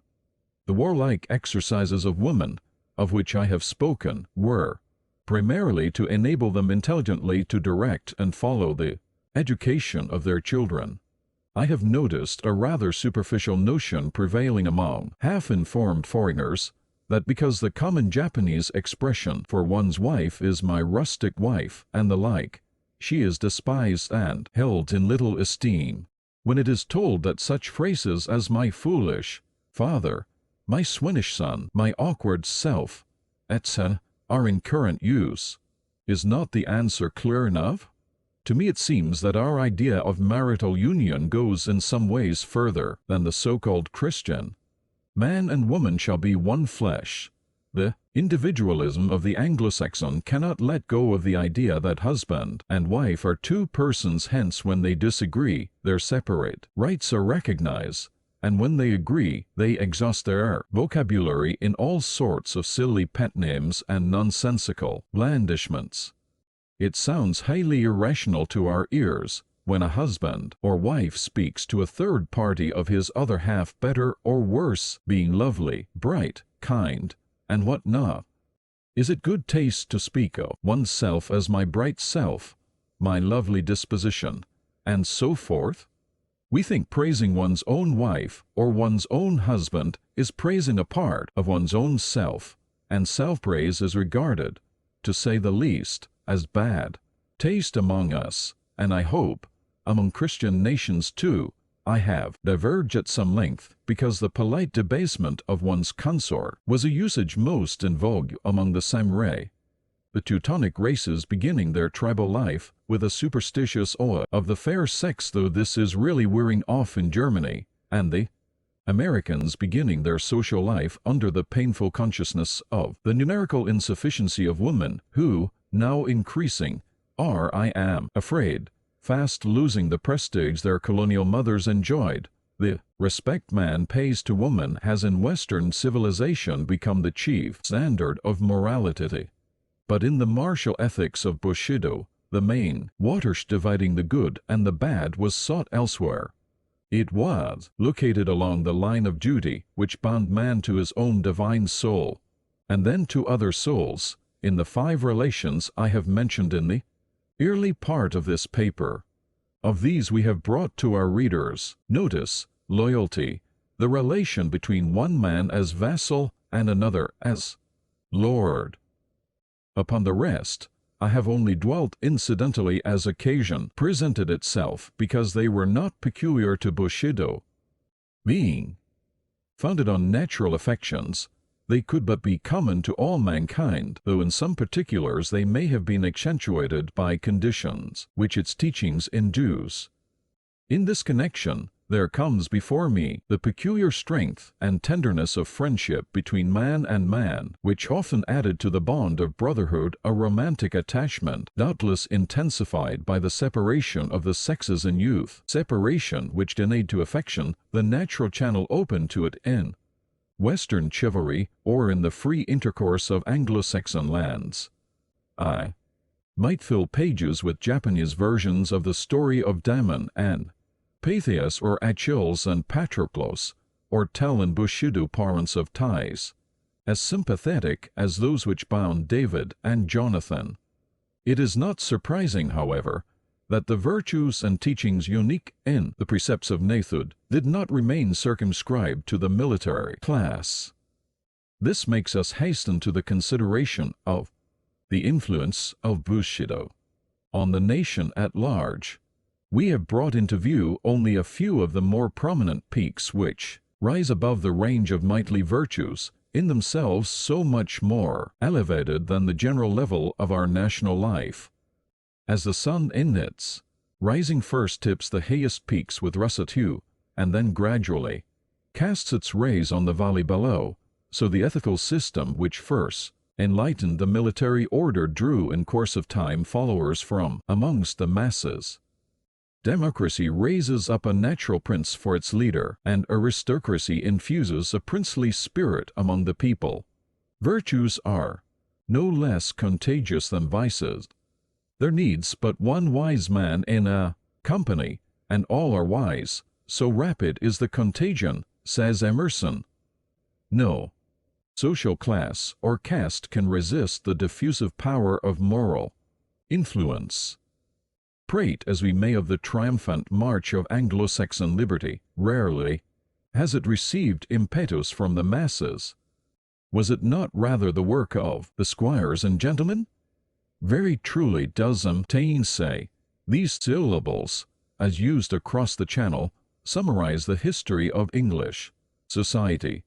Democracy may make self-confident retorts to such a statement and fling back the question, when Adam delved and Eve span, where then was the gentleman? All the more pity that a gentleman was not present in Eden. The first parents missed him sorely and paid a high price for his absence. Had he been there, not only would the garden have been more tastefully dressed, but they would have learned without painful experience that disobedience to Jehovah was disloyalty and dishonor, treason and rebellion. What Japan was she owed to the samurai? They were not only the flower of the nation, but its root as well.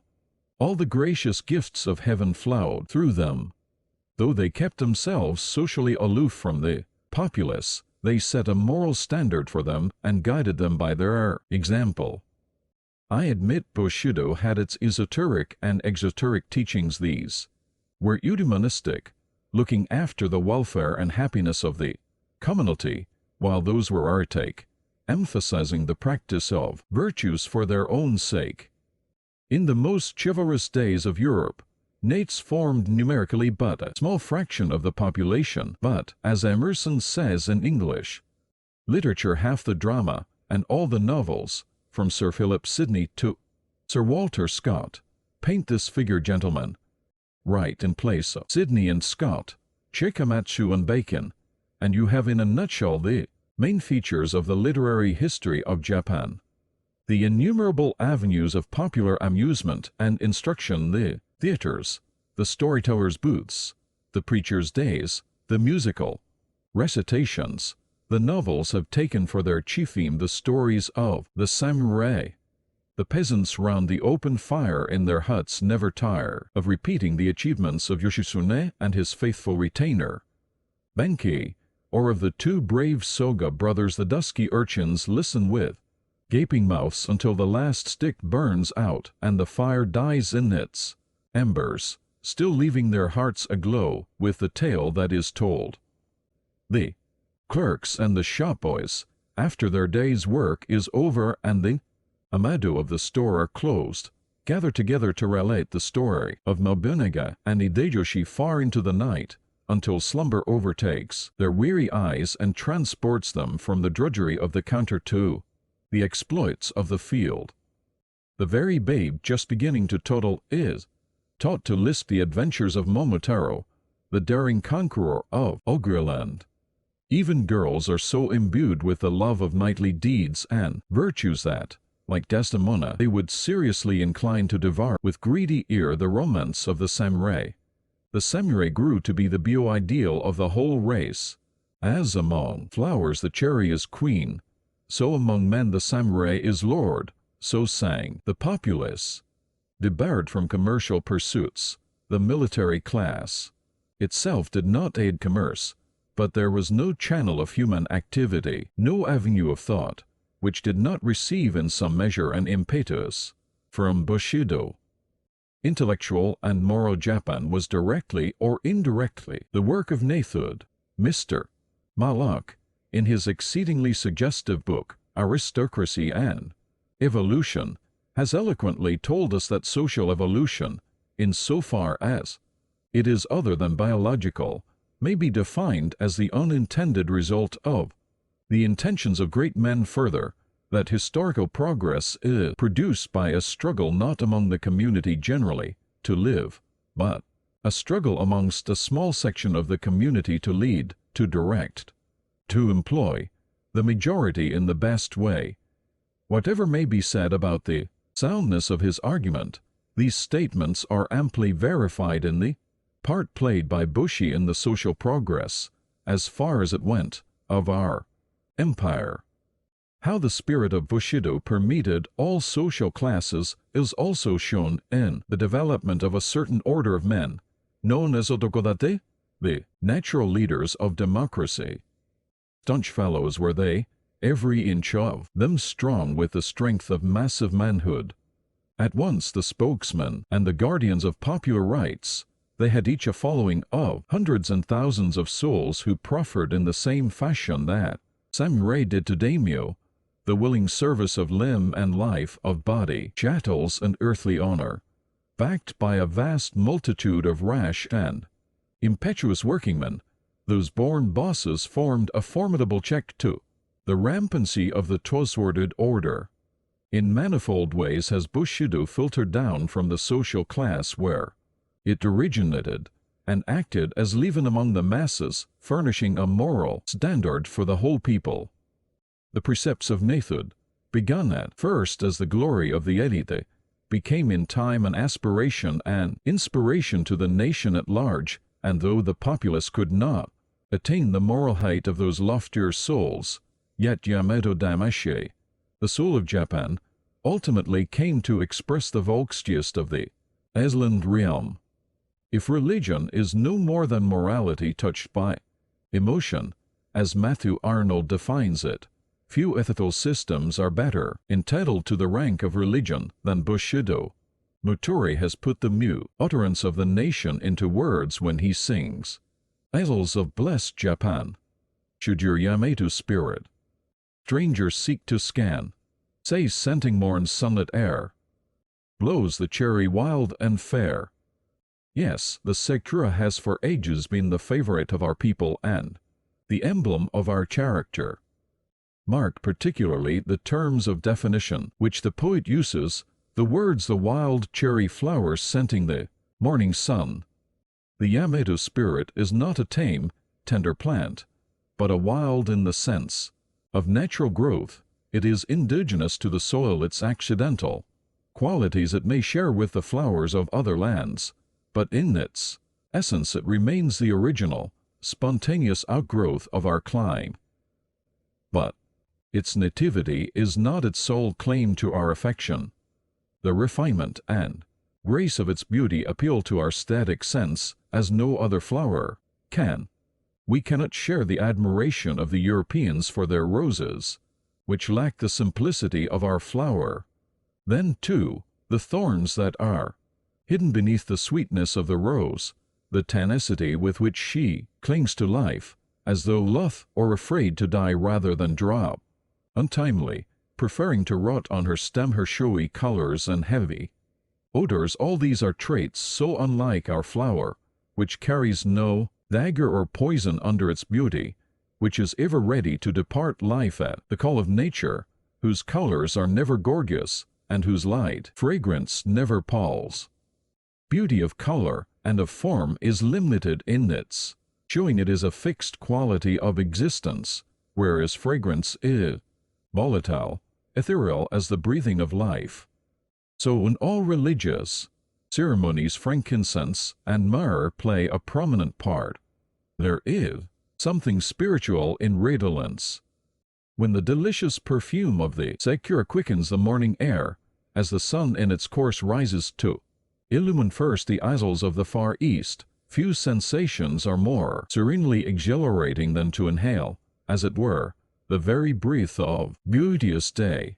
When the Creator himself is pictured as making new resolutions in his heart upon smelling a sweet savor. Jan. Vai. 21. Is it any wonder that the sweet-smelling season of the cherry blossom should call forth the whole nation from their little habitations? Blame them not, if for a time their limbs forget their toil and moil, and their hearts their pangs and sorrows. Their brief pleasure ended, they return to their daily tasks with new strength and new resolutions. Thus in ways more than one is the Sakura the flower of the nation. Is then this flower, so sweet and evanescent, blown whithersoever the wind listeth, and shedding a puff of perfume, ready to vanish forever? Is this flower the type of the Yamato spirit? Is the soul of Japan so frailly mortal? Is Bushido still alive? Or has Western civilization, in its march through the land, already wiped out every trace of its ancient discipline? It were a sad thing if a nation's soul could die so fast. That were a poor soul that could succumb so easily to extraneous influences. The aggregate of psychological elements which constitute a national character is as tenacious as the irreducible elements of species, the fins of fish, of the beak of the bird, of the tooth of the carnivorous animal. In his recent book, full of shallow asseveration and brilliant generalizations, Mem Leben says, the discoveries due to the intelligence are the common patrimony of humanity. Qualities or defects of character constitute the exclusive patrimony of each people. They are the firm rock which the waters must wash day by day for centuries before they can wear away even its external asperities. These are strong words and would be highly worth pondering over, provided there were qualities and defects of character which constitute the exclusive patrimony of each people.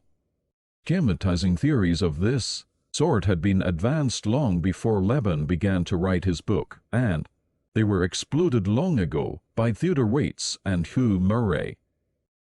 And, studying the various virtues instilled by Bushido, we have drawn upon European sources for comparison and illustrations, and we have seen that no one quality of character was its exclusive patrimony. It is true, the aggregate of moral qualities presents a quite unique aspect. It is this aggregate which Emerson names a compound result into which every great force enters as an ingredient. But instead of making it, as Leben does, an exclusive patrimony of a race or people, the Concord philosopher calls it an element which unites the most forcible persons of every country, makes them intelligible and agreeable to each other, and is somewhat so precise that it is at once felt if an individual lack the Masonic sign. The character which Bushido stamped on our nation, and on the samurai particular, cannot be said to form an irreducible element of species, but nevertheless as to the vitality which it retains there is no doubt. Were Bushido a mere physical force, the momentum it has gained in the last 700 years could not stop so abruptly. Were it transmitted only by heredity, its influence must be immensely widespread.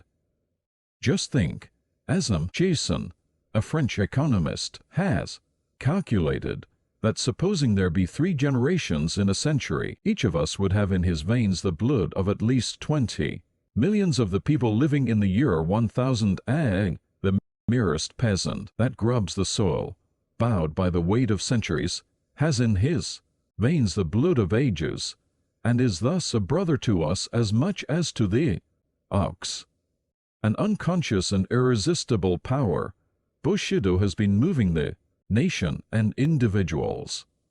It was an honest confession of the race when Yoshida Shin, one of the most brilliant pioneers of modern Japan, wrote, on the eve of his execution, the following stanza: "Full well I knew this course must end in death. It was Yamato's spirit urged me on, to dare whate'er betide." Unformulated, Bushido was and still is the animating spirit, the motor force of our country. Mr. Ransom says that there are 3 distinct Japans in existence, side by side today: the old, which has not wholly died out; the new, hardly yet born except in spirit; and the transition, passing now through its most critical throes. While this is very true in most respects, and particularly as regards tangible and concrete institutions, the statement, as applied to fundamental ethical notions, requires some modification. For Bushido, the maker and product of old Japan, is still the guiding principle of the transition and will prove the formative force of the new era. Great statesmen who steered the ship of our state through the hurricane of the Restoration and the whirlpool of national rejuvenation were men who knew no other moral teaching than the precepts of Nitobé. Some writers have lately tried to prove that the Christian missionaries contributed an appreciable quota to the making of New Japan. I would fain render honor to whom honor is due, but this honor can hardly be accorded to the good missionaries. More fitting it will be to their profession to stick to the scriptural injunction of preferring one another in honor, than to advance a claim in which they have no proofs to back them. For myself, I believe that Christian missionaries are doing great things for Japan in the domain of education, and especially of moral education. Only the mysterious, though not the less certain working of the Spirit is still hidden in divine secrecy. Whatever they do is still of indirect effect. Now, as yet, Christian missions have effected but little visible in molding the character of New Japan. No, it was Bushido, pure and simple, that urged us on for weal or woe. Open the biographies of the makers of modern Japan, of Sakuma, of Seigo, of Okubo, of Kido, not to mention the reminiscences of living men such as Ito, Okuma, Itagaki, etc., and you will find that it was under the impetus of samuraihood that they thought and wrought. When Henry Norman declared, after his study and observation of the Far East, that only the respect in which Japan differed from other Oriental despotisms lay in the ruling influence among her people of the strictest, loftiest, and the most punctilious codes of honor that man has ever devised, he touched the mainspring which has made New Japan what she is, and which will make her what she is destined to be. The transformation of Japan is a fact patent to the whole world. In a work of such magnitude various motives naturally entered, but if one were to name the principal, one would not hesitate to name Bushido. When we opened the whole country to foreign trade, when we introduced the latest improvements in every department of life, when we began to study Western politics and sciences, our guiding motive was not the development of our physical resources and the increase of wealth, much less was it a blind imitation of Western customs. A close observer of Oriental institutions and peoples has written, "We are told every day how Europe has influenced Japan, and forget that the change in those islands was entirely self-generated, that Europeans did not teach Japan, but that Japan of herself chose to learn from Europe methods of organization, civil and military, which have so far proved successful. She imported European mechanical science, as the Turks years before imported European artillery. That is not exactly influence," continues Mr. Townsend, "unless, indeed, England is influenced by purchasing tea of China. Where is the European apostle?" asks our author, or philosopher or statesman or agitator, who has remade Japan? Mr. Townsend has well perceived that the spring of action which brought about the changes in Japan lay entirely within our own selves, and if he had only probed into our psychology, his keen powers of observation would easily have convinced him that that spring was no other than Bushido.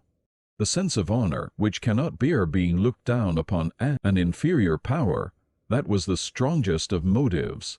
Pecuniary or industrial considerations were awakened later in the process of transformation. The influence of Bushido is still so palpable that he who runs may read. A glimpse into Japanese life will make it manifest. Read Harn, the most eloquent and truthful interpreter of the Japanese mind, and you see the working of that mind to be an example of the working of Bushido. The universal politeness of the people, which is the legacy of knightly ways, is too well known to be repeated anew. The physical endurance, fortitude, and bravery that the little Jap possesses were sufficiently proved in the China-Japanese War. Is there any nation more loyal and patriotic? Is a question asked by many, and for the proud answer, there is not. We must thank the precepts of Nithud. On the other hand, it is fair to recognize that for the very faults, defects of our character, Bushido is largely responsible. Our lack of abstruse philosophy. While some of our young men have already gained international reputation in scientific researches, not one has achieved anything in philosophical lines is traceable to the neglect of metaphysical training under Bushido's regimen of education. Our sense of honor is responsible for our exaggerated sensitiveness and touchiness, and if there is the conceit in us with which some foreigners charge us, that, too, is a pathological outcome of honor. Have you seen in your tour of Japan many a young man with unkempt hair, dressed in shabbiest garb, carrying in his hand a large cane or a book, stalking about the streets with an air of utter indifference to mundane things? He is the Shoshi student, to whom the earth is too small and the heavens are not high enough. He has his own theories of the universe and of life. He dwells in castles of air and feeds on ethereal words of wisdom. In his eyes beams the fire of ambition. His mind is athirst for knowledge. Penury is only a stimulus to drive him onward. Worldly goods are in his sight shackles to his character. He is the repository of loyalty and patriotism. He is the self-imposed guardian of national honor. With all his virtues and his faults, he is the last fragment of Bushido. Deep-rooted and powerful as is still the effect of Bushido, I have said that it is an unconscious and mute influence. The heart of the people responds, without knowing the reason why, to any appeal made to what has inherited, and hence the same moral idea expressed in a newly translated term and in an old Bushido term has a vastly different degree of efficacy. A backsliding Christian, whom no pastoral persuasion could help from downward tendency, was reverted from his course by an appeal made to his loyalty, the fidelity he once swore to his master. The word loyalty revived all the noble sentiments that were permitted to grow lukewarm. A band of unruly youths engaged in a long-continued students' strike in a college, on account of their dissatisfaction with a certain teacher, disbanded at two simple questions put by the director. Is your professor a blameless character? If so, you ought to respect him and keep him in the school. Is he weak? If so, it is not mainly to push a falling man. The scientific incapacity of the professor, which was the beginning of the trouble, dwindled into insignificance in comparison with the moral issues hinted at. By arousing the sentiments nurtured by Bushido, moral renovation of great magnitude can be accomplished. One cause of the failure of mission work is that most of the missionaries are grossly ignorant of our history. What do we care for heathen records? Some say, and consequently estrange their religion from the habits of thought we and our forefathers have been accustomed to for centuries past, mocking a nation's history, as though the career of any people, even of the lowest African savages possessing no record, were not a page in the general history of mankind, written by the hand of God himself. The very lost races are a palimpsest to be deciphered by a seeing eye. To a philosophic and pious mind, the races themselves are marks of divine chirography clearly traced in black and white as on their skin, and if this simile holds good, the yellow race forms a precious page inscribed in hieroglyphics of gold. Ignoring the past career of a people, missionaries claim that Christianity is a new religion, whereas to my mind it is an old story, which, if presented in intelligible words, that is to say, if expressed in the vocabulary familiar in the moral development of a people will find easy lodgment in their hearts, irrespective of race or nationality. Christianity in its American or English form with more of Anglo-Saxon freaks and fancies than grace and purity of its founder is a poor scion to graft on Bushido stock. Should the propagator of the new faith uproot the entire stock, root and branches, and plant the seeds of the gospel on the ravaged soil, such a heroic process may be possible in Hawaii, where, it is alleged, the church militant had complete success in amassing spoils of wealth itself, and in annihilating the aboriginal race. Such a process is most decidedly impossible in Japan. It is a process which Jesus himself would never have employed in founding his kingdom on earth. It behooves us to take more to heart the following words of a saintly man, devout Christian and profound scholar. Man have divided the world into heathen and Christian, without considering how much good may have been hidden in the one, or how much evil may have been mingled with the other. They have compared the best part of themselves with the worst of their neighbors, the ideal of Christianity with the corruption of Greece or the East. They have not aimed at impartiality, but have been contented to accumulate all that could be said in praise of their own, and in dispraise of other forms of religion. But, whatever may be the error committed by individuals, there is little doubt that the fundamental principle of the religion they profess is power, which we must take into account in reckoning the future of Bushido, whose days seem to be already numbered. Ominous signs are in the air that betoken its future. Not only signs, but redoubtable forces are at work to threaten it. Few historical comparisons can be more judiciously made than between the chivalry of Europe and the Bushido of Japan, and if history repeats itself, it certainly will do with the fate of the latter what it did with that of the former. The particular and local causes for the decay of chivalry which Sid Palais gives have, of course, little application to Japanese conditions, but the larger and more general causes that help to undermine knighthood and chivalry in and after the Middle Ages are surely working for the decline of Bushido. One remarkable difference between the experience of Europe and of Japan is that, whereas in Europe when chivalry was weaned from feudalism and was adopted by the church, it obtained a fresh lease of life, in Japan no religion was large enough to nourish it. Hence, when the mother institution, feudalism, was gone, Bushido, left an orphan, had to shift for itself.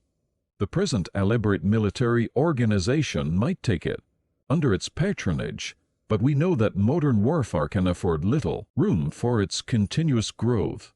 Shintoism, which fostered it in its infancy, is itself superannuated. The hoary sages of ancient China are being supplanted by the intellectual parvenu of the type of Bentham and Mill. Moral theories of a comfortable kind, flattering to the chauvinistic tendencies of the time, and therefore thought well adapted to the need of this day, have been invented and propounded, but as yet we hear only their shrill voices echoing through the columns of yellow journalism. Principalities and powers are arrayed against the precepts of knighthood. Already, as Veblen says, the decay of the ceremonial code, or, as it is otherwise called, the vulgarization of life among the industrial classes proper, has become one of the chief enormities of latter-day civilization in the eyes of all persons of delicate sensibilities. The irresistible tide of triumphant democracy, which can tolerate no form or shape of trust, and Bushido was a trust organized by those who monopolized reserved capital of intellect and culture. Fixing the grades and value of moral qualities is alone powerful enough to engulf the remnant of Bushido. The present societary forces are antagonistic to petty class spirit, and chivalry is, as Freeman severely criticized, a class spirit. Modern society, if it pretends to any unity, cannot admit purely personal obligations devised in the interests of an exclusive class. Add to this the progress of popular instruction, of industrial arts and habits, of wealth and city life, then we can easily see that neither the keenest cuts of samurai's sword nor the sharpest shafts shot from Bushido's boldest bows can aught avail. The state built upon the rock of honor, and fortified by the same, shall we call it the Arenstead, or, after the manner of Carlyle, the hierarchy, is fast falling into the hands of quibbling lawyers and gibbering politicians armed with logic-chopping engines of war. The words which a great thinker used in speaking of theirs and Antigone may aptly be repeated of the samurai, that the medium in which their ardent deeds took shape is forever gone.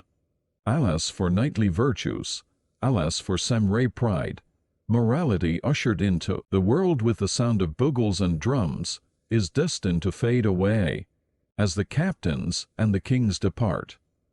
If history can teach us anything, the state built on martial virtues, be it a city like Sparta or an empire like Rome, can never make on earth a continuing city. Universal and natural as is the fighting instinct in man, fruitful as it has proved to be of noble sentiments and mainly virtues, it does not comprehend the whole man. Beneath the instinct to fight there lurks a diviner instinct to love. We have seen that Shintoism, Mencius and Wan Yang Ming have all clearly taught it, but Bushido and all other militant schools of ethics, engrossed, doubtless, with questions of immediate practical need, too often forgot to emphasize this fact. Life has grown larger in these latter times. Callings nobler and broader than a warrior's claim our attention today. With an enlarged view of life, with the growth of democracy, with better knowledge of other peoples and nations, the Confucian idea of benevolence, dare I also add the Buddhist idea of pity, will expand into the Christian conception of love. Men have become more than subjects, having grown to the estate of citizens, nay, they are more than citizens, being men. Though war clouds hang heavy upon our horizon, we will believe that the wings of the angel of peace can disperse them. The history of the world confirms the prophecy that the meek shall inherit the earth. A nation that sells its birthright of peace and backslides from the front rank of industrialism into the file of filibusterism makes a poor bargain indeed. When the conditions of society are so changed that they have become not only adverse but hostile to Bushido, it is time for it to prepare for an honorable burial. It is just as difficult to point out when chivalry dies as to determine the exact time of its inception. Dr. Miller says that chivalry was formally abolished in the year 1559, when Henry I of France was slain in a tournament. With us, the edict formally abolishing feudalism in 1870 was the signal to toll the knell of Bushido. The edict, issued 2 years later, prohibiting the wearing of swords, rang out the old, the unbought grace of life, the cheap defense of nations, the nurse of manly sentiment and heroic enterprise. It rang in the new age of sophisters, economists, and calculators. It has been said that Japan won her late war with China by means of Murata guns and Krupp cannon. It has been said the victory was the work of a modern school system, but these are less than half-truths. Das ever a piano, be it of the choicest workmanship of Urbar or Steinway, burst forth into the rhapsodies of Liszt or the sonatas of Beethoven without a master's hand? Or if guns win battles, why did not Louis Napoleon beat the Prussians with his mitrailleuse, or the Spaniards with their Mausers, the Filipinos, whose arms were no better than the old-fashioned Remingtons? Needless to repeat what has grown a trite saying, that it is the spirit that quickeneth, without which the best of implements profiteth but little. The most improved guns and cannon do not shoot of their own accord. The most modern educational system does not make a coward a hero. No. What won the battles on the Yalu, in Korea and Manchuria, was the ghosts of our fathers, guiding our hands and beating in our hearts. They are not dead, those ghosts, the spirits of our warlike ancestors. To those who have eyes to see, they are clearly visible. Scratch a Japanese of the most advanced ideas, and he will show a samurai. Great inheritance of honor, of valor, and of all martial virtues is, as Professor Cram very fitly expresses it, but ours on trust, the fief inalienable of the dead, and of the generation to come, and the summons of the present is to guard this heritage, nor to bate one jot of the ancient spirit. The summons of the future will be so to widen its scope as to apply it in all walks and relations of life.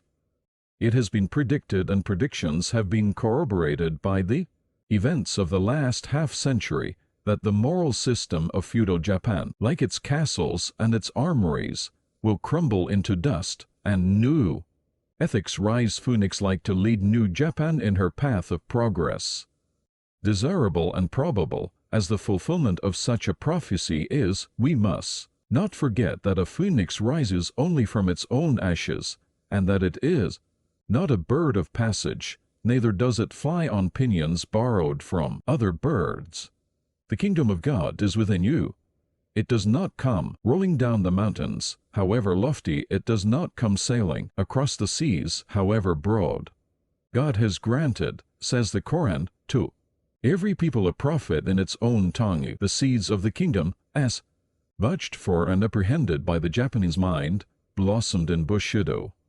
Now its days are closing, sad to say, before its full fruition, and we turn in every direction for other sources of sweetness and light, strength and comfort, but among them there is as yet nothing found to take its place. The profit and loss philosophy of utilitarians and materialists finds favor among logic choppers with half a soul.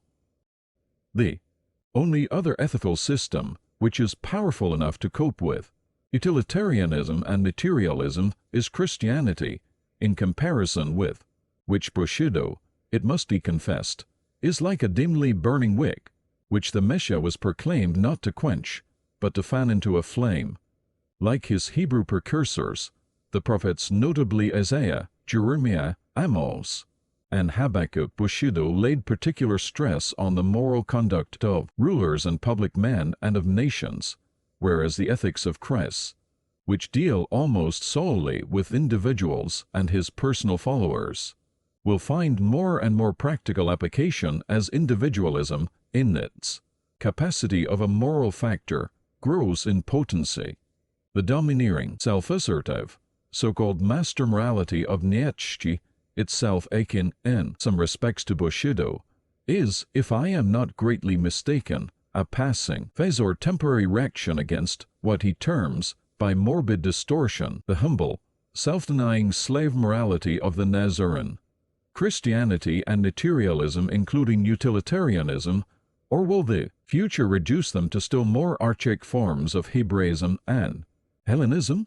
Will divide the world between them. Lesser systems of morals will lay themselves on either side for their preservation. On which side will Bushido enlist, having no set dogma or formula to defend it, can afford to disappear as an entity like the cherry blossom. It is willing to die at the first gust of the morning breeze. But a total extinction will never be its law. Who can say that Stoicism is dead?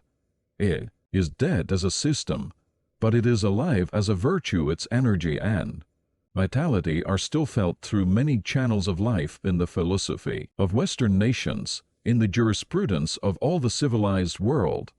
Nay, wherever man struggles to raise himself above himself, wherever his spirit masters his flesh by his own exertions, there we see the immortal discipline of Zeno at work.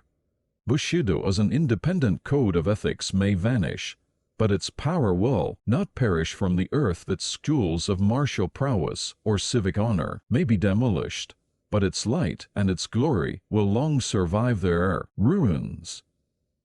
Like its symbolic flower, after it is blown to the four winds, it will still bless mankind with the perfume with which it will enrich life.